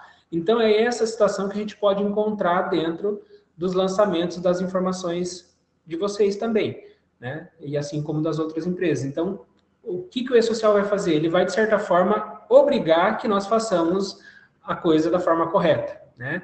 A exposição está acima do limite? O que precisa para a exposição acima do limite do ruído? Precisa de treinamento? Precisa de fornecimento de EPI? Então, ele vai descendo as linhas e você vai tendo que seguir as orientações conforme aquele risco que você indicou. Então, se tem ruído, tem que ter exame de audiometria, tem que ter utilização de EPI, tem que ter... Então, assim, você está vendo que é uma sequência de informações que nós vamos precisar atender. Hoje nós utilizamos aqui na empresa, por exemplo, um sistema de gestão que facilita o envio da informação. Então, tudo aquilo que nós levantamos no ambiente de trabalho das empresas, nós cadastramos no sistema, né, a avaliação de ruído, avaliação de calor, avaliação de poeira, cadastramos isso no sistema. O próprio sistema ele vai identificar o que é risco físico, químico, biológico, ergonômico e tudo mais, riscos de acidente. E nós fazemos o envio da informação automático. Então, ele pega as informações que são necessárias para o E-Social e gera o XML e faz o envio para o E-Social de forma automática. Então, aí nós temos um retorno do E-Social dizendo, olha, a informação foi enviada, funcionários foram vinculados, tá ok, a informação está dentro do E-Social já. Ele gera um recibinho de entrega e a gente passa para o cliente, passa para o nosso cliente que pediu ou que aquele envio que a gente fez foi confirmado, tá? Nós temos prazo para fazer o envio das informações, então, toda a informação referente à segurança e medicina do trabalho do evento 2240, do 2220, que fala sobre os exames médicos, eles têm que ser enviados até o 10º dia do mês subsequente. Então, quando eu falei para vocês lá no início que a obrigação do E-Social, por exemplo, lá de vocês começa no dia 10 de julho. Então, a partir do dia 10 de julho, nós temos que enviar todas as informações para o E-Social. Os programas de segurança, o PCMSOC, né, que é as informações relacionadas aos exames médicos, aos exames que o funcionário precisa fazer, né, a indicação dos exames, as avaliações ambientais, né, que seriam a indicação ali do ambiente de trabalho, os riscos. Então, tudo que for feito a partir de 10 de julho, a gente precisa, em 10 de agosto, por exemplo, mandar essa informação. Até o dia 10 de agosto, nós temos que mandar essa informação. Se for feito algum exame médico dentro do mês de julho, ele tem que ser enviado também até o dia 10 de agosto. Se for exame admissional, ele deve ser feito o envio de imediato. Então, independente de onde vocês forem fazer os exames médicos dentro do mês de julho, vocês precisam ter a garantia de que vocês vão receber um arquivo XML ou que a empresa que realizar o exame de vocês vai fazer o envio daquele exame. Ela tem que fazer o envio através, e nós fazemos aqui também através do certificado digital, né? Então, a gente tem que ter acesso a uma procuração digital para fazer esse envio, dentro do ECAC, né? Que é aquele ambiente da Receita, né? Que nós temos acesso às informações da empresa. Nesse caso, a gente tem acesso apenas ao envio de informações de SST, que é uma liberação que vocês mesmos fazem para a gente. Vocês passam a procuração digital com autorização apenas para envio de informações de SST, que é a Segurança e Saúde do Trabalho. Então, nós vamos, através dessa procuração, fazer o envio daquele exame que foi realizado. Se não for dessa forma, nós enviamos, ou a empresa que vocês contratarem tem que enviar para vocês o arquivo XML daquele ASO para que vocês possam fazer o envio através do certificado digital de vocês também, tá? Tudo tem que ser feito através desse arquivo XML. Então, é o único formato que o E-Social aceita para envio de informações. Não tem outro jeito. Paulo, posso salvar em PDF? Posso digitalizar e mandar? Não dá. Ele não aceita, ele não lê, ele não reconhece a informação, tá? Quando eu falei da complexidade das informações, quando você vai gerar um ASO, né, um atestado de saúde ocupacional, você precisa observar se a clínica onde você realizou o exame constou nesse ASO que ela gerou o nome do médico coordenador que assinou o PCMSO de vocês, porque é esse nome que vai estar lá no E-Social quando forem informadas as informações de medicina do trabalho, de saúde do trabalhador. Então, tem que constar no ASO exatamente o nome do médico que assinou o PCMSO, o nome do médico que examinou o funcionário, então são 2 nomes. Se for o mesmo médico, perfeito, ele vai só assinar como coordenador e o médico examinador vai ser o mesmo. As informações relacionadas ao risco têm que constar no ASO também, né? Então tem que estar lá o risco que ele está exposto e os exames complementares que ele fez. Então tem que ter todos os exames complementares e a indicação do resultado, se ele foi apto, se ele não foi apto, né? Então todas essas informações têm que constar no ASO, nesse arquivo XML, para que vocês possam fazer o envio. Se tiver alguma divergência nessas informações, possivelmente o E-Social vai devolver para vocês também esse conteúdo, dizendo que há divergências no lançamento, tá? Então, tudo tem que estar alinhado. Tudo que vocês podem até contratar empresas diferentes para fazer trabalhos diferentes, mas toda a informação que for para o E-Social, ela tem que bater, senão vai dar alguma divergência e aí vocês vão ter problemas, tá? Então, Paulo, eu contratei vocês aí para fazer o PCMSO, o PGR da minha unidade aqui, mas eu quero fazer o exame aqui, como que eu faço? Pode fazer, você leva toda essa documentação para eles, fala, olha, eu preciso fazer o exame admissional ou periódico, mas eu preciso que seja seguido as orientações do PCMSO. Eles vão ter que fazer para vocês do jeito que está escrito lá e gerar para vocês esse XML do ASO para que vocês possam fazer o envio posterior ali dentro do ambiente do E-Social. O ambiente do E-Social ele vai estar dentro do ECAC de vocês lá, que é onde vocês autorizam daí o envio, ou através de um sistema de gestão de folha de pagamento que vocês tenham aí dentro da unidade, né, dentro do município. Não sei como que vocês trabalham em relação a cada município. Mas o sistema de gestão de folha de pagamento, ele pode fazer o envio dessa informação também, tá? Ela só tem que alimentar as informações dentro do sistema e fazer esse envio diretamente para o E-Social. Alguns SAMAI, por exemplo, eu atendo São Jorge, vou usar São Jorge como exemplo, tem acho que o contador lá também, lá dentro. Então, eu não sei se tem um sistema de gestão contábil, se tem alguma coisa que vocês utilizam para esse processo. Mas esses sistemas, eles podem fazer esse envio desde que tenha ali todas as informações para poder fazer esse envio. Mas o ideal é que vocês tenham realmente ali uma empresa ou alguém especializado que conheça desse processo, da parte de avaliação ambiental, da geração dos ASOS, da questão dos treinamentos que forem feitos, da indicação do EPI, do CA correto dentro da avaliação, para que vocês tenham ali a informação com mais qualidade e sendo também transferindo um pouco da responsabilidade para essa empresa, né? Porque daí vocês vão pagar por um serviço, mas também se acontecer algo de alguma divergência, né, vocês podem daí então cobrar dessa empresa que fazer esse trabalho. Pessoal, meu tempo está encerrando, eu vou deixar uns 5, 6 minutos aqui para vocês poderem questionar alguma coisa, né? Eu sei que é muita informação para a gente poder falar com vocês. Espero ter passado um pouco de informações aí para vocês que possa ajudar vocês no processo agora. Mas fico à disposição, qualquer dúvida, eu posso deixar meu contato aí também com vocês, caso queiram tirar alguma dúvida. O Jefferson tem meu telefone também. Então, fico à disposição de vocês aqui por mais 5 minutos, aí, 7 minutos, para responder algum questionamento, se vocês quiserem fazer. Ô Paulo, esse mês agora, dia 22 de abril, ele começa a ser obrigatório o envio da folha de pagamento dos órgãos públicos, é isso? Jefferson, eu vou ficar te devendo essa informação, eu posso até levantar o calendário aqui, porque eu não acompanho muito a parte de departamento pessoal, sabe? Mas eu acredito que deve estar dentro desse processo aí. Deixa eu só confirmar aqui. Eu já te passo.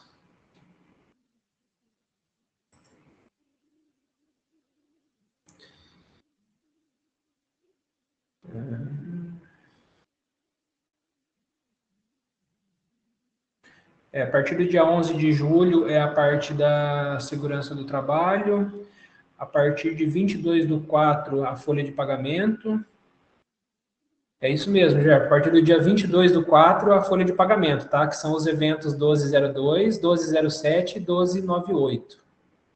Então, esses eventos, eles estão aí obrigatórios a partir do dia 22/4 já, né? Para serem feitos o envio.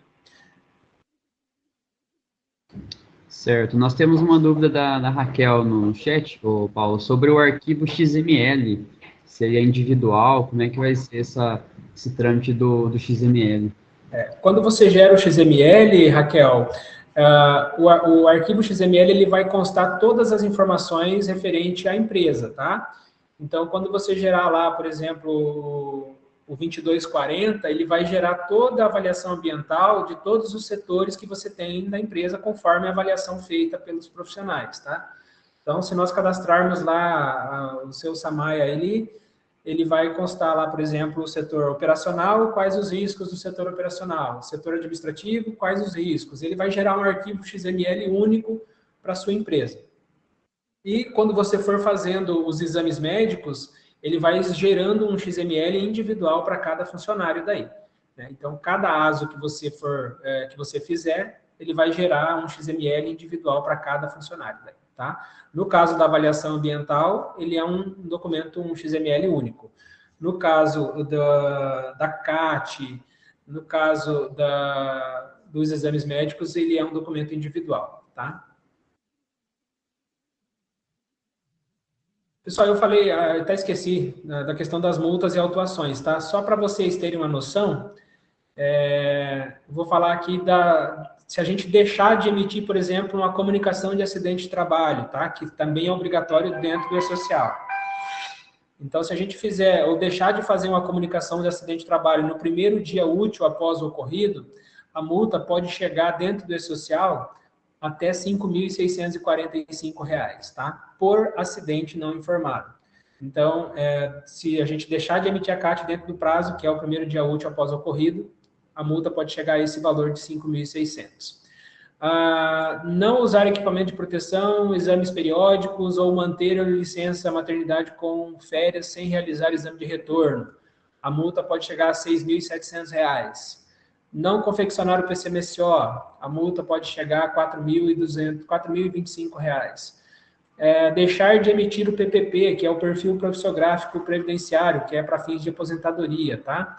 Esse documento ele é uma instrução normativa do INSS, ele tem que ser feito também para todo funcionário, ele deve ficar à disposição desse funcionário para quando ele solicitar. A multa, por não entregar esse documento, ela pode chegar a R$ 63 mil, tá?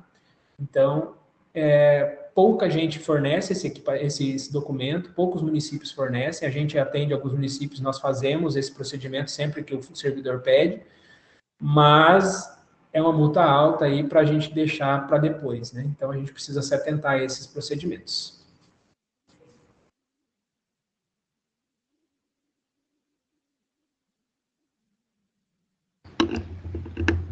Bacana. Para encerrar, então, creio que nós não temos nenhuma pergunta a mais no chat. Paulo, toda a equipe da Working, nosso agradecimento aí pela prestatividade, pela disponibilidade, né, de realizar esse treinamento aí das normas regulamentadoras, saúde, segurança do trabalho.